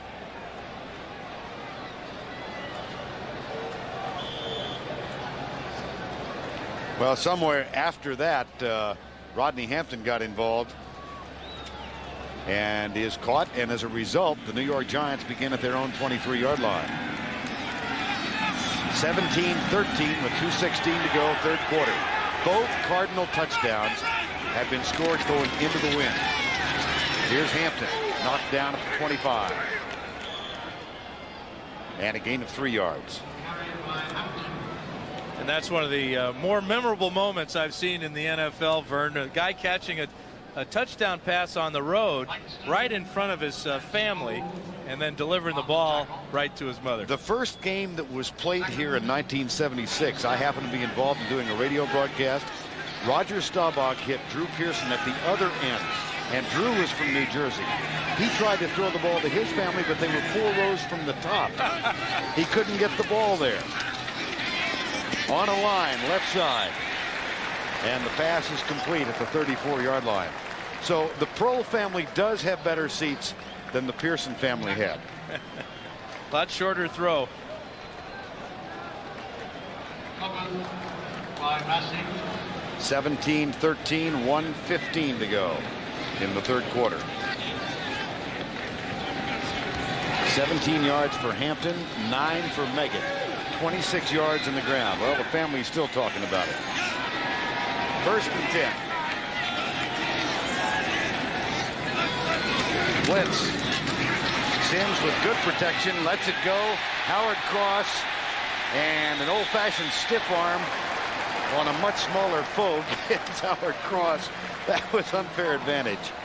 He gained 12. Boy, and Sims got an old-fashioned whipping too after he got rid of that pass. Mike Jones just drilled him. Top of the screen here. Jones gets by Eric Moore, number 60. Sims hangs tough and then just pays for it. But Cross got the reception for the first down. First down and 10 at the 45. Lewis Tillman checks in. And Tillman gets the handoff. And a big hole. Nice run. First down, Giants at the 44. This is a real plus for the Giants if they can get Tillman involved and get some running game going. Sims has hit 6 in a row passing. But this is what they have to do, though, if they're going to beat the Cardinals. They have to run the ball. And Tillman's first carry goes for 11 yards. First down and 10 at the 43. 17-13, final play of the third quarter. Blitz is coming. They flip it out to Callaway, who was hit by Massey and loses yardage. Back to the 45.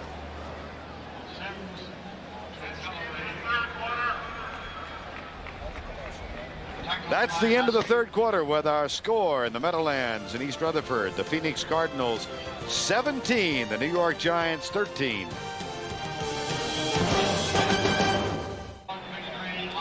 Back for the final quarter at Giant Stadium, East Rutherford, New Jersey. The Phoenix Cardinals on a 17-yard touchdown pass from Berline to Ricky Prohl have claimed the lead. Verne Lundquist and Dan Fouts, and here comes New York with a second down at the 43-yard line. Three-man front for the Cardinals. No flag, pump, and Sims goes deep. Caught at the 7. Mark Jackson.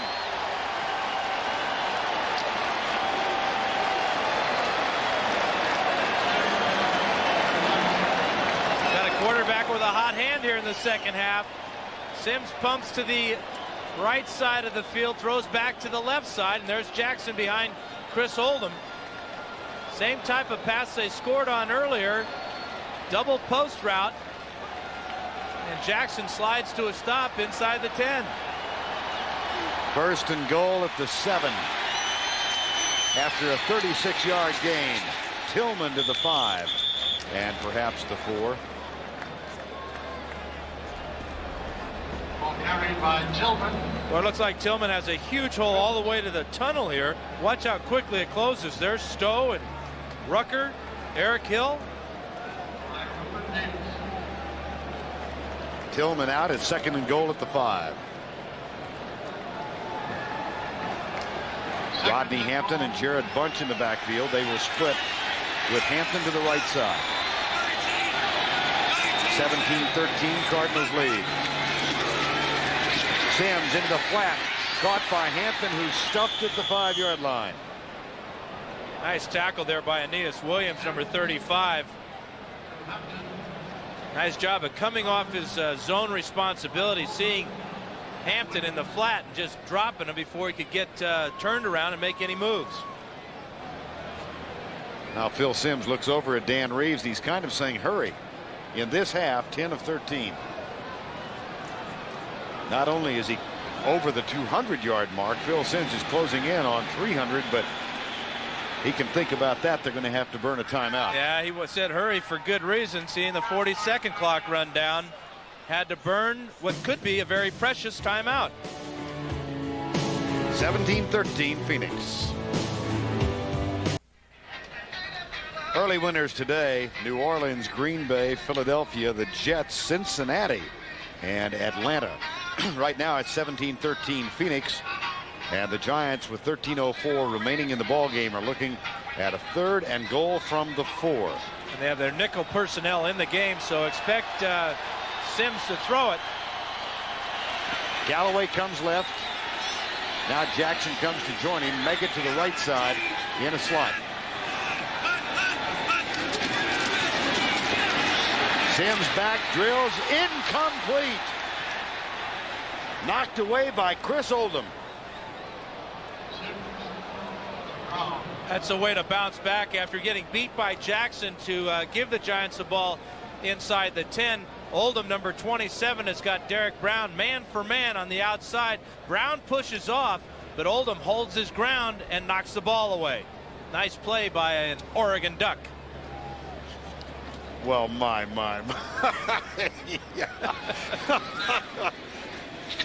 Here's Treadwell with the field goal. It's up.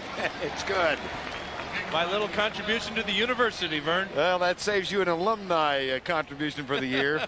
What he didn't tell you is that Oregon State beat him. We'll return to the Meadowlands after this message from your local station. You're watching the NFL on CBS.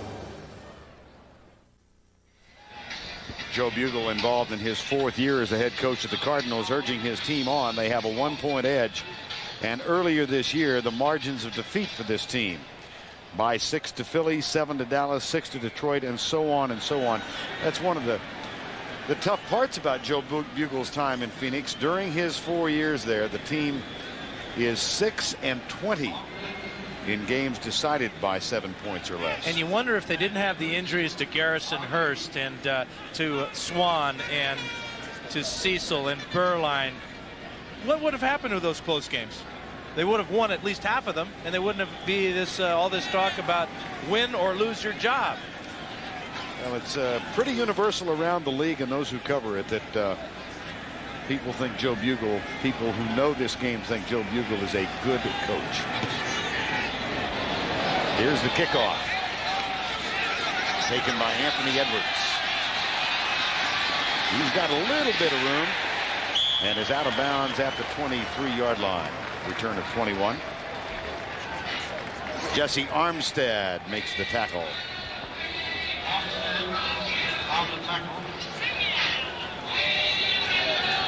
Welcome those of you who've been watching the Ram 49er game out on the West Coast. I'm Verne Lundquist with Dan Fouts. We are at Giants Stadium where the Phoenix Cardinals are trying to win their 4th of the year. They lead the Giants 17-16. It was 10-6 at the half. Phoenix. Phil Simms hit McCaffrey for a touchdown to give the Giants a 3-point edge of 13-10. Berline came back and hit Ricky Prohl for a touchdown to make it 17-13. And then here is Walter Reeves makes this catch on first down out to the 30. Moments ago on a 3rd and goal from the 4, Dan, a huge play by Chris Oldham. There he is, number 27. See the shot he takes in the mouth from Derek Brown, but then he holds his ground. He's only about a 190-pounder, but had enough strength to stay there and then get his hand on the ball and knock it away. That play came on 3rd and goal from the 4 as the Giants had put together a sustained drive. It forced a field goal from Treadwell, and that brings you up to date. 17-16, Phoenix leads. 2nd down. We've got 12 minutes remaining in the game. Draw play. Larry Centers out near the 33. That might be enough for a fresh set of downs.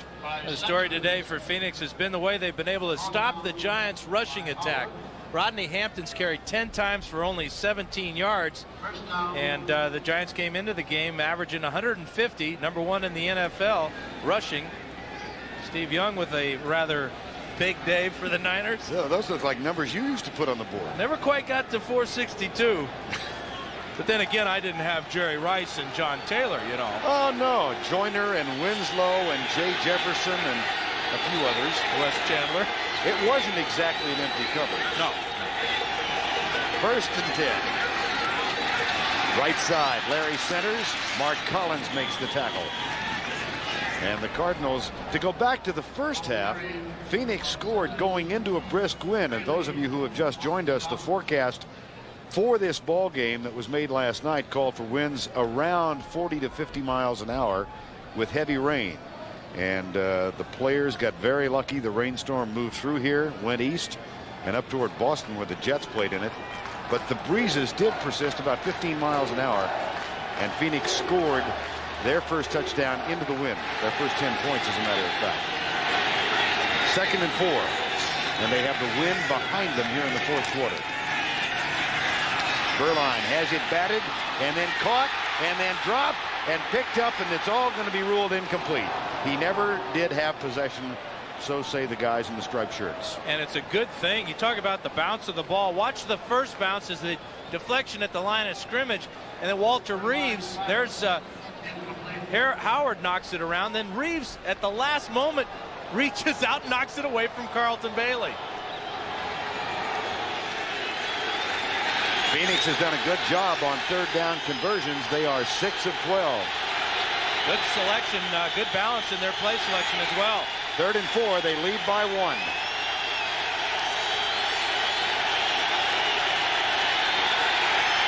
Nice play, Larry Centers. Well conceived play and called at the perfect time by the Cardinals. And remember, this guy is playing with a bad knee, and that's Steve Berline. Watch the pivot he has to make on this play. Sprinting out to his left, planting that right leg, and then throwing back. But that was really well designed by Jerry Rome and the offensive staff of the Cardinals. Gives you an indication that Berline's feeling pretty good about that right knee. 9:50 remaining in the game. 17-16. Berline for the day, 2 touchdowns, 176 yards. Ed Cunningham over the ball. Giants are blitzing, and on the run blitz, here comes Larry Centers to the right side. He squeaks through, and crosses midfield to the 49. Yeah, that's one thing the Cardinals have done very, very well today is run the ball against the Giants. They have 120 yards rushing so far and averaging 4.5 yards a carry. And that's against a pretty strong run defense of New York's. Giants have been giving up less than 100 yards per game over the course of the season. Look at that diversity, or divergence rather. 2nd down and 6. Berline back, goes deep right side for Randall Hill, incomplete. Pretty good battle with Hill and Mark Collins. And Collins was stride for stride with Randall Hill down near the 20-yard line. And Randall Hill, who bills himself and even changed his nickname to Thrill, or his middle name to Thrill. But when's he going to provide that thrill on a consistent basis for Phoenix? In his 3rd year, has only had 5 career touchdown receptions. Cardinals desperately need his speed to open up the defenses. 3rd and 6. 8:54 remaining, 17-16 Phoenix. 4-man rush. Berline wide open and he can't make the connection. Gary Clark was going down and Berline threw it behind him. Trying to get it in one of those seams, and Clark is frustrated, as is Berline. But Clark's feet went out from under him as he tried to adjust to that ball that was underthrown by Berline. Watch Clark try to stop and make this catch, but his feet go out from under him, and that's why it's incomplete. Camarillo on to punt. Meggett waits at the 10. Not a good punt. It does get a Phoenix roll, and Meggett picks it up. Downfield coverage forces him out of bounds inside the 15-yard line, and a flag is down as well. Dave Duerson was the first man down for the Cardinals. Real late flag thrown on the sidelines well after the play was over. Our line judge, Dave Anderson, the man that threw the flag, so he's got to go over and explain it to Tom White, our referee.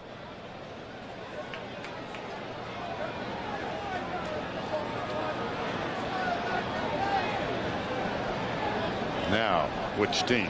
Unsportsmanlike conduct against Phoenix. So this will add 15 yards to where the ball went out of bounds and give the Giants pretty decent field position.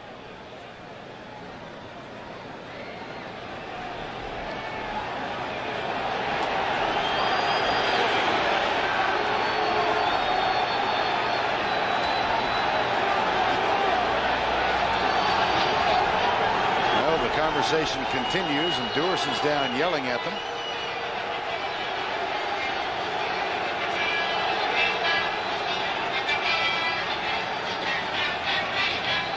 And Joe Bugle arguing the cause from the sidelines, but he's not going to get any satisfaction. Anthony Edwards.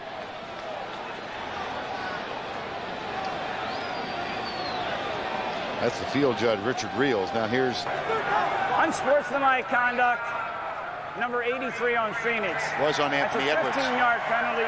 Will be enforced from where the run ended. Number 83 is disqualified. He's ejected from the game. Timeout.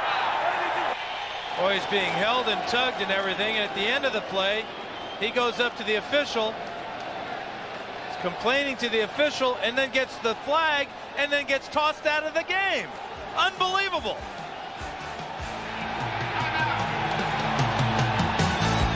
He got mugged. Just a moment ago, Joe Bugle with his arm around Anthony Edwards, the star of his special teams. Anthony Edwards disqualified from the game, so he must, by rule, head into the locker room. But here's what he was complaining about. Well, Raymond and Tate are working him over. They're both holding him here. And now the play is ruled out of bounds. Meggett steps out of bounds. Edwards goes over to argue with Dave Anderson. The quick flag and the even quicker ejection. Unbelievable. Anthony Edwards is the son of a preacher man in Phoenix. I don't know what he said, obviously, but here's 1st and 10. Sims across the middle to Callaway out near the 40-yard line. 8:35 remaining in the game. Verne, I played 15 years in the league, and a few times I did argue with the officials. And I've watched now with CBS for 6 years, and I've never seen a player thrown out of a game for what he may have said to an official. Is it possible he made contact with it? It certainly did not look like it at all. It's first down and 10 now, and Edwards is out of the game. 17-16 Phoenix. Handoff, Hampton. Well, Steve Young is having just an unbelievable day. What else is going on with the 49ers? Here's Greg. All right, Verne, in Anaheim, the Rams have scored their first touchdown of the day. A scrambling T.J. Rubley will find Henry Ellard in the end zone. 14-yard touchdown pass. The extra point cuts the 49ers lead to 35-10 in the fourth. Verne? A real cliffhanger, huh, Verne? Yeah, wow. Gee, second down and 9. 17-16 Phoenix. 7:30 remaining in this one.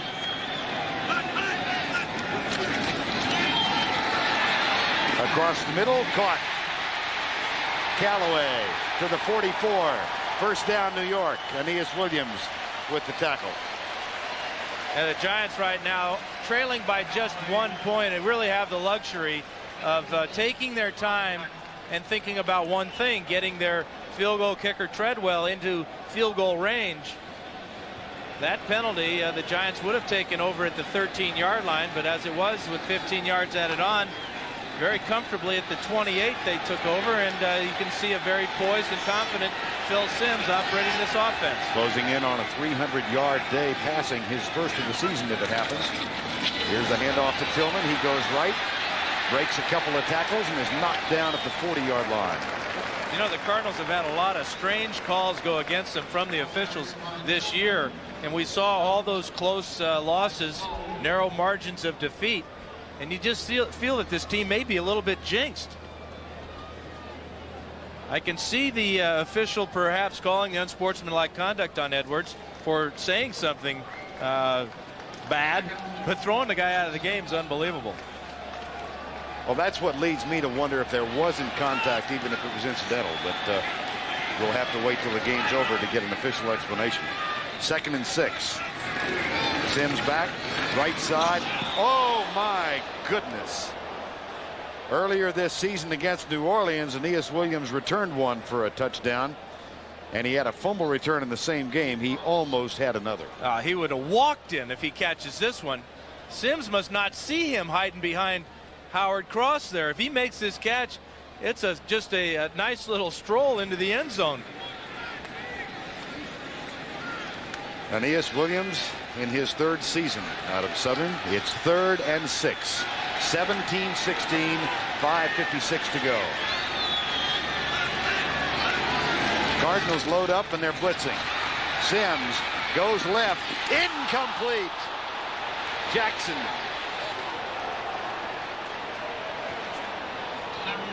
Great move by Mark Jackson to get away from Aeneas Williams here. And if he catches the ball, he'll take it all the way down to about the 5-yard line. Good job of working to the inside and then back to the outside. Ball thrown just a little bit too far. Brings up a 4th down punt for the New York Giants. Mike Horan is on to punt. And Ricky Prohl is back to return. Now, Johnny Bailey was injured and left the game, hasn't been back. Eric Blunt is on the inactive list. Edwards got kicked out. Here's Prohl to return. And he wisely gets way away from the ball, and then it's down inside the 5. What a terrific play inside the 5-yard line. Jesse Armstead, Verne, with a great play, keeping the ball in the field of play. Cardinals will take over inside the 5.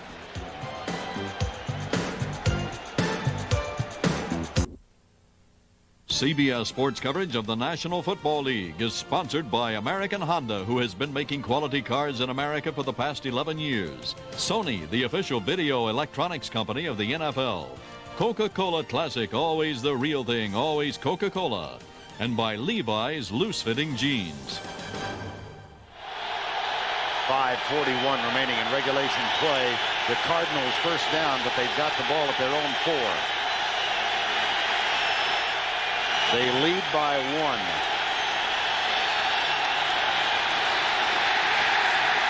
Larry centers for a couple of yards. Tackle made by Eric Howard and Carlton Bailey. That play by Jesse Armstead, downing the ball, keeping it from going into the end zone, really is a big play for New York, because you're backed up into the closed end here, the close end, with all the fans there making a lot of noise. Makes it tough for Beuerlein right now in the huddle. Make sure everybody hears, but so doubly tough when he gets to the line of scrimmage, trying to go through his audibles and cadence. 2nd down and 8. Cardinals are trying to win in this facility for the first time since '83. Pass complete to Gary Clark. Out near the 15-yard line. You see Rick Cunningham signal first down. Clark made the catch and was pushed back, and that's a big first down, because now you're working on the clock. 40 seconds between each play now. Giants have 2 timeouts left. Remember, Sims had to burn one when they were 3rd and goal at the 4-yard line before throwing incomplete to Derek Brown. The difference in this game right now was a 3rd down defensive play by Chris Oldham when he knocked the ball loose from Derek Brown on 3rd and goal from the 4. That forced the Giants to settle for a field goal. They trailed by 1. Centers trying to protect the ball and Drell get yardage, and he hustles out of a tackle and is still struggling out to the 20-yard line. Well, he'll never get mugged going through Central Park, would he? Tough guy. That's a gain of 5, and the clock is under 4 minutes. Denver continues to lead with 9.5 to go. He gained 5 yards on that play, and it seemed like 11 Giants had a shot at him, and he never did go down. Shows you how tough and how hard these players are playing to save Joe Bugle's job. 3:28 to go. 17-16 Phoenix. Beuerlein will throw it. Centers makes the grab and is hit immediately by Carlton Bailey at the 23-yard line. It'll be 3rd down. Steve Beuerlein not only playing with an injured knee, he's got a bone in his foot called a sesamoid bone that's causing him problems. 3 minutes to go. 3rd and 2. That offensive line's protected him very well today. 29 pass attempts, only 2 sacks. Cardinals are 7 of 14 on 3rd down conversions.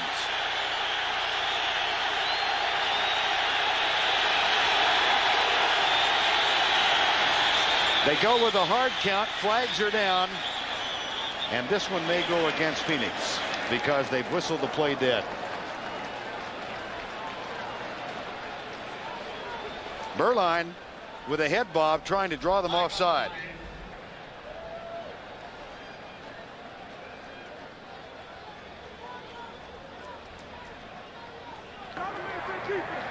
False start. Got a right tackle. Moving prior to the snap. 5 yards. Still 3rd down. We're going to get Rick Cunningham, the right tackle, over here. But you really got to give this one to the 76,000 Giant fans making a lot of noise. Not really sure about that one. Another controversial call goes against the Cardinals. Now they're looking at 3rd and 7. And Ron Moore joins Larry Centers in the backfield. That's the 5th penalty against Phoenix for 35 yards. 3rd and 7 with 2:35 to go. Beuerlein wants a screen pass, and he has to throw it away.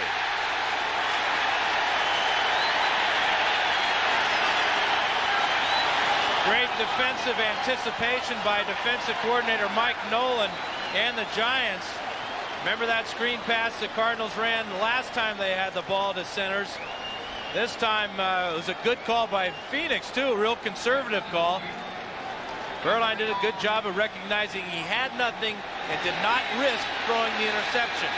Camarillo is one of the best punters in the league. Maggott is back to return it. It is a dandy punt. Maggott has it go out of bounds, and that negates the return at the 32-yard line. A 49-yard punt, zip on the return. Rich Camarillo for Phoenix. Giants have the ball, 2:21 to go.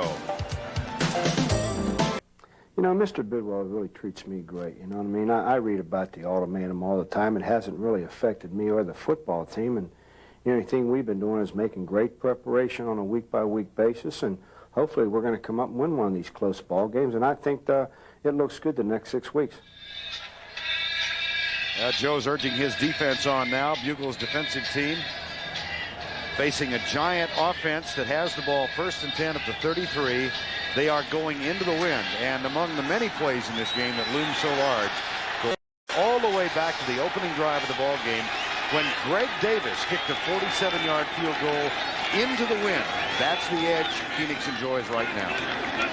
On 1st and 10, blitz. Sims back down the middle. Incomplete. He was looking for McCaffrey or Jackson, and there's a flag down. The Giants are indicating that it's against Phoenix, too.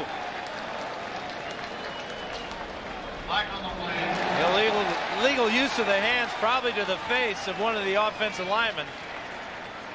To the hands, to the face, number 63. That's a first down. Michael Bankston,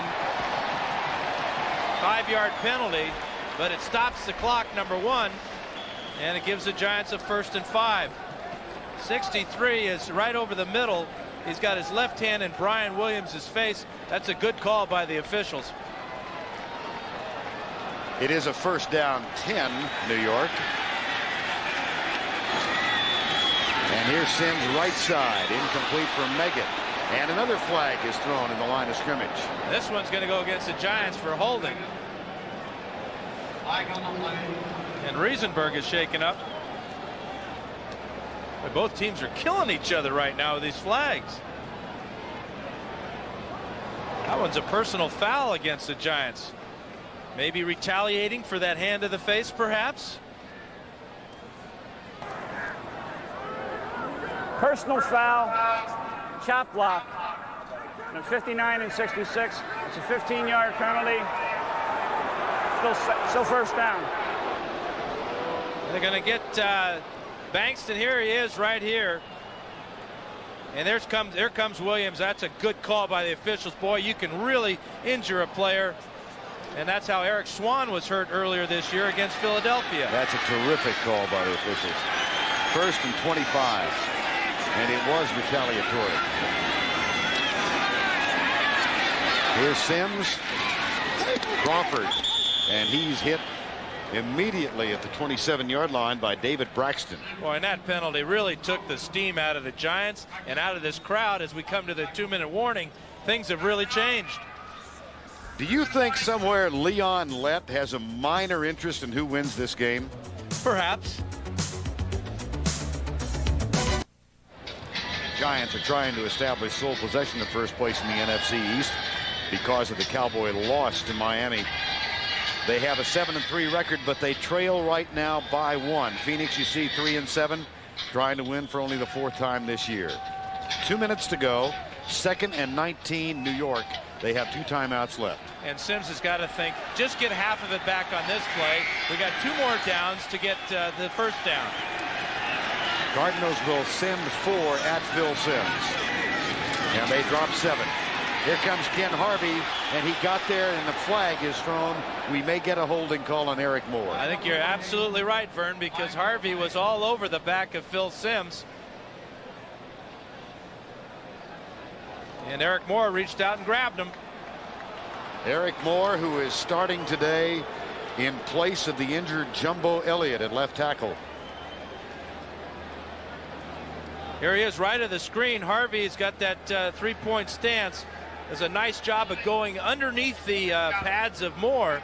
That's a real questionable call. I didn't see Moore reach out and grab him at all. This looked like he whiffed on the block and got called for it anyway. And as a result of the holding call, which was accepted, it's 2nd and 29. Now Phil's really got to think about just getting half of this back. And again, they're going into a rather stiff breeze of 15 to 20 miles an hour. Here comes Harvey again. Stems, finds Meggett. And Meggett is down at the 30-yard line, where it'll be 3rd down. Welcome those of you who've been watching the final moments of the 49er Ram game. We have 1:44 remaining, and the Phoenix Cardinals on the verge of a big upset. They lead the New York Giants 17-16. The Giants have the ball. One New York timeout remaining. They've got a 3rd down and 18, and they have just used their next to last timeout. We'll be right back. How can you own a $6 million mansion and be broke? You can't, unless you live in Florida. It's not just the place to go for a suntan, it's the place to go bankrupt. Come on down tonight on 60 Minutes. Then it's Murder, She Wrote and Indiana Jones and the Last Crusade. Speaking of which, here's Sims, and he's got a man and a first down. Mark Jackson. And now he's going to get everybody to the line of scrimmage, snap the ball and spike it and stop the clock. Great job of staying alive back there and finding Jackson. What a huge first down for the Giants. That gives them a shot at this one.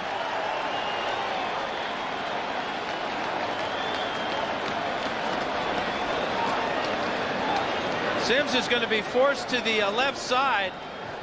Steps up into the pocket. Under real duress from Freddie Joe Nunn, but Jackson finds a spot in the secondary, then turns it upfield to pick up the first down. They still need, they being the Giants, about 20 yards. 1:21 to go.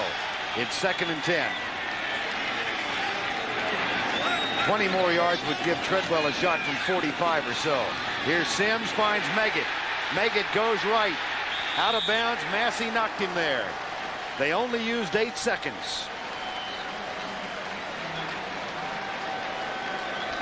For those of you expecting to see 60 Minutes, you're watching the NFL on CBS in the game between the Phoenix Cardinals and the New York Giants. I'm Verne Lundquist along with Dan Fouts. Our score 17-16, 60 minutes to be seen in its entirety immediately following the game, except in the West Coast and the Mountain Time zones. David Treadwell has made 3 today. He'd like one more chance. And Sims just picked up a first down with a quarterback sneak on 3rd and 2. Is he doing it all this afternoon or what?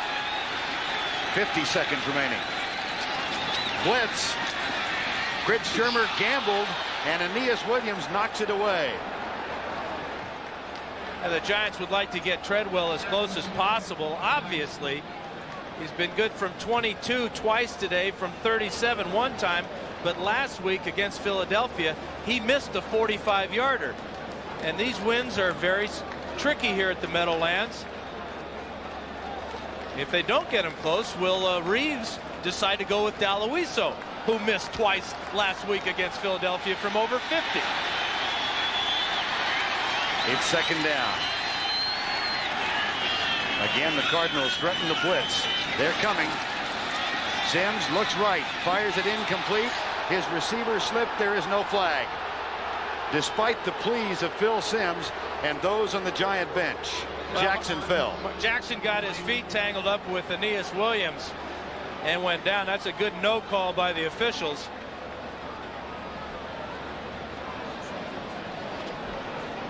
Third and 10. Well, if they don't gain it down and they drive Daloiso, it would be a 54-yarder into the wind.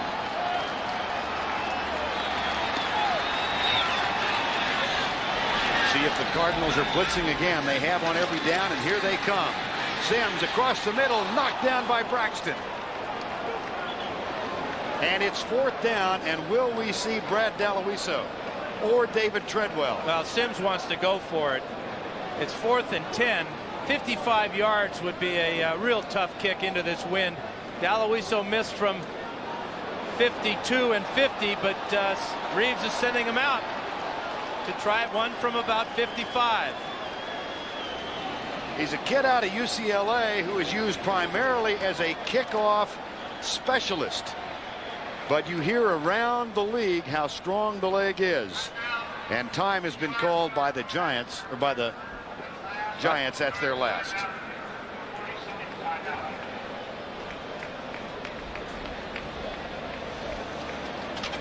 Well, more for you next week. Regional action on CBS. Green Bay will be at Chicago and Minnesota at Detroit in 2 key NFC Central regional telecasts.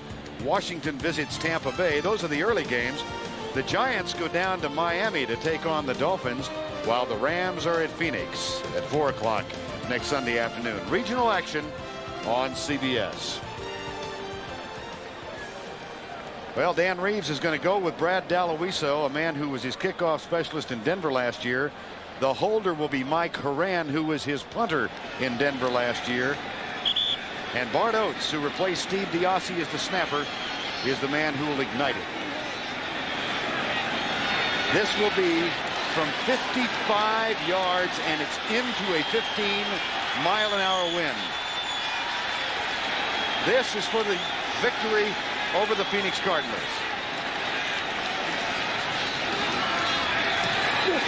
That might be there. It is!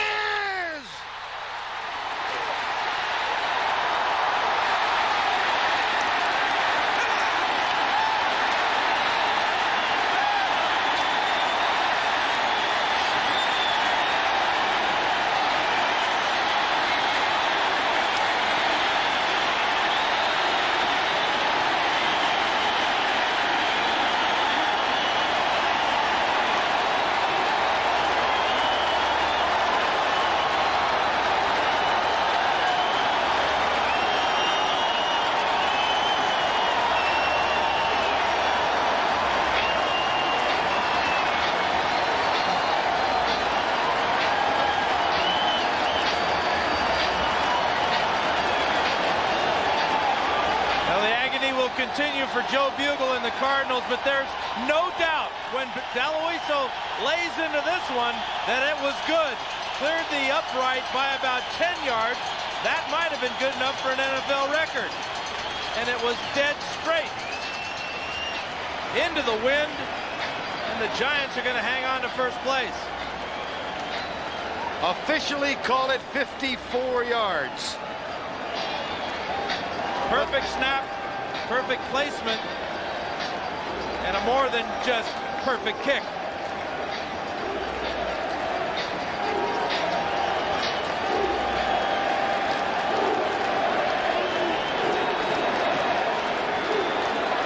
If there is any justice, that man keeps his job. You can't blame him or the effort that his team puts forth every Sunday. Just a little bit snake bit, a little bit jinxed, but a heck of a kick from Brad Dalowiso. Officially 54 yards.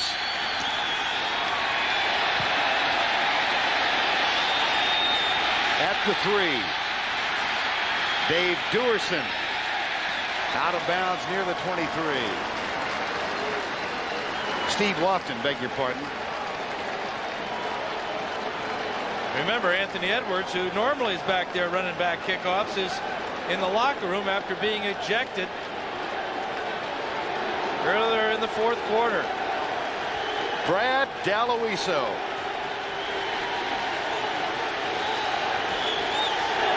.27 seconds left.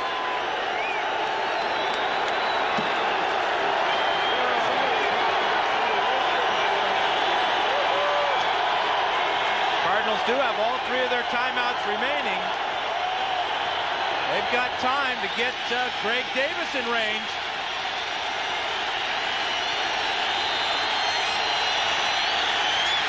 Burline chased by Eric Howard. Caught by Eric Howard.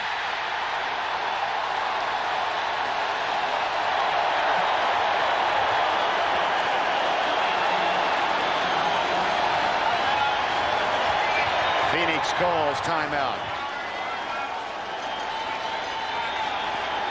Today's game produced by Michael Burks and directed by Andy J. Kindle. The coordinating producer of the NFL today is Eric Mann, directed by Larry Cavallina. The senior producer of the NFL on CBS is Ed Gorin, and the executive in charge of production is Rick Gentile.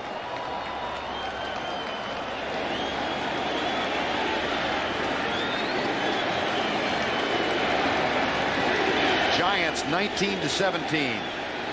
Daloiso from 54 into the wind. 2nd and 20, Cardinals.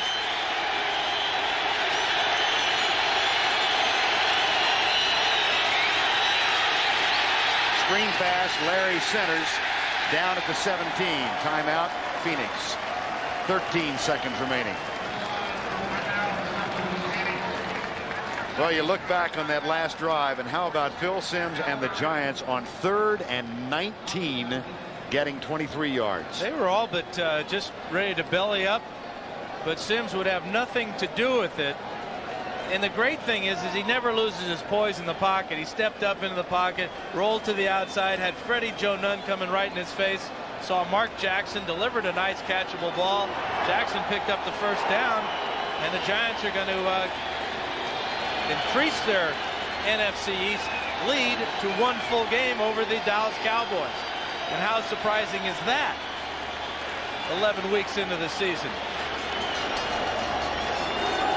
They got to hand it to Dan Reeves. If he's not coach of the year in the NFC, I don't know who will be. Maybe Wanstead. He's done a good job too in Chicago, but Reeves has surpassed all expectations in his first year here in New York. 3rd and 15.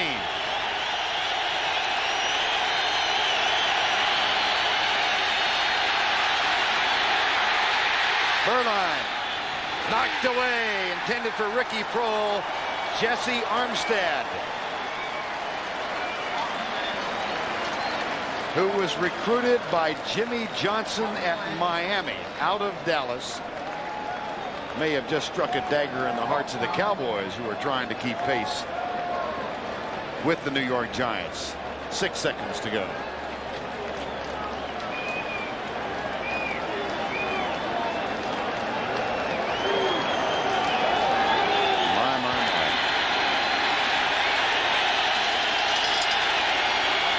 Fourth and 15.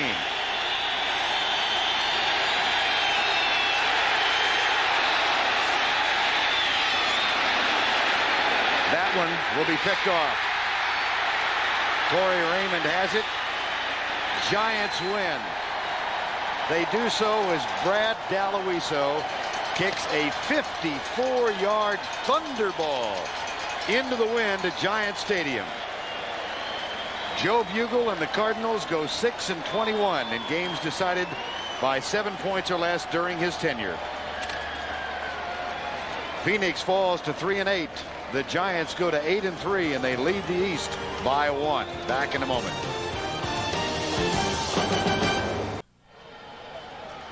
So for Dan Fouts, I'm Verne Lundquist saying so long for the Meadowlands with a final score 19-17. The Giants win it on Daloiso's field goal. The NFL on CBS continues next Sunday with regional action. You'll see either Green Bay, Chicago, or Minnesota, Detroit.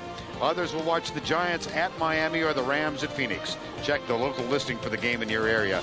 And it starts at 12:30 Eastern with the NFL Today. All you need to know. You've been watching CBS sports coverage of the National Football League.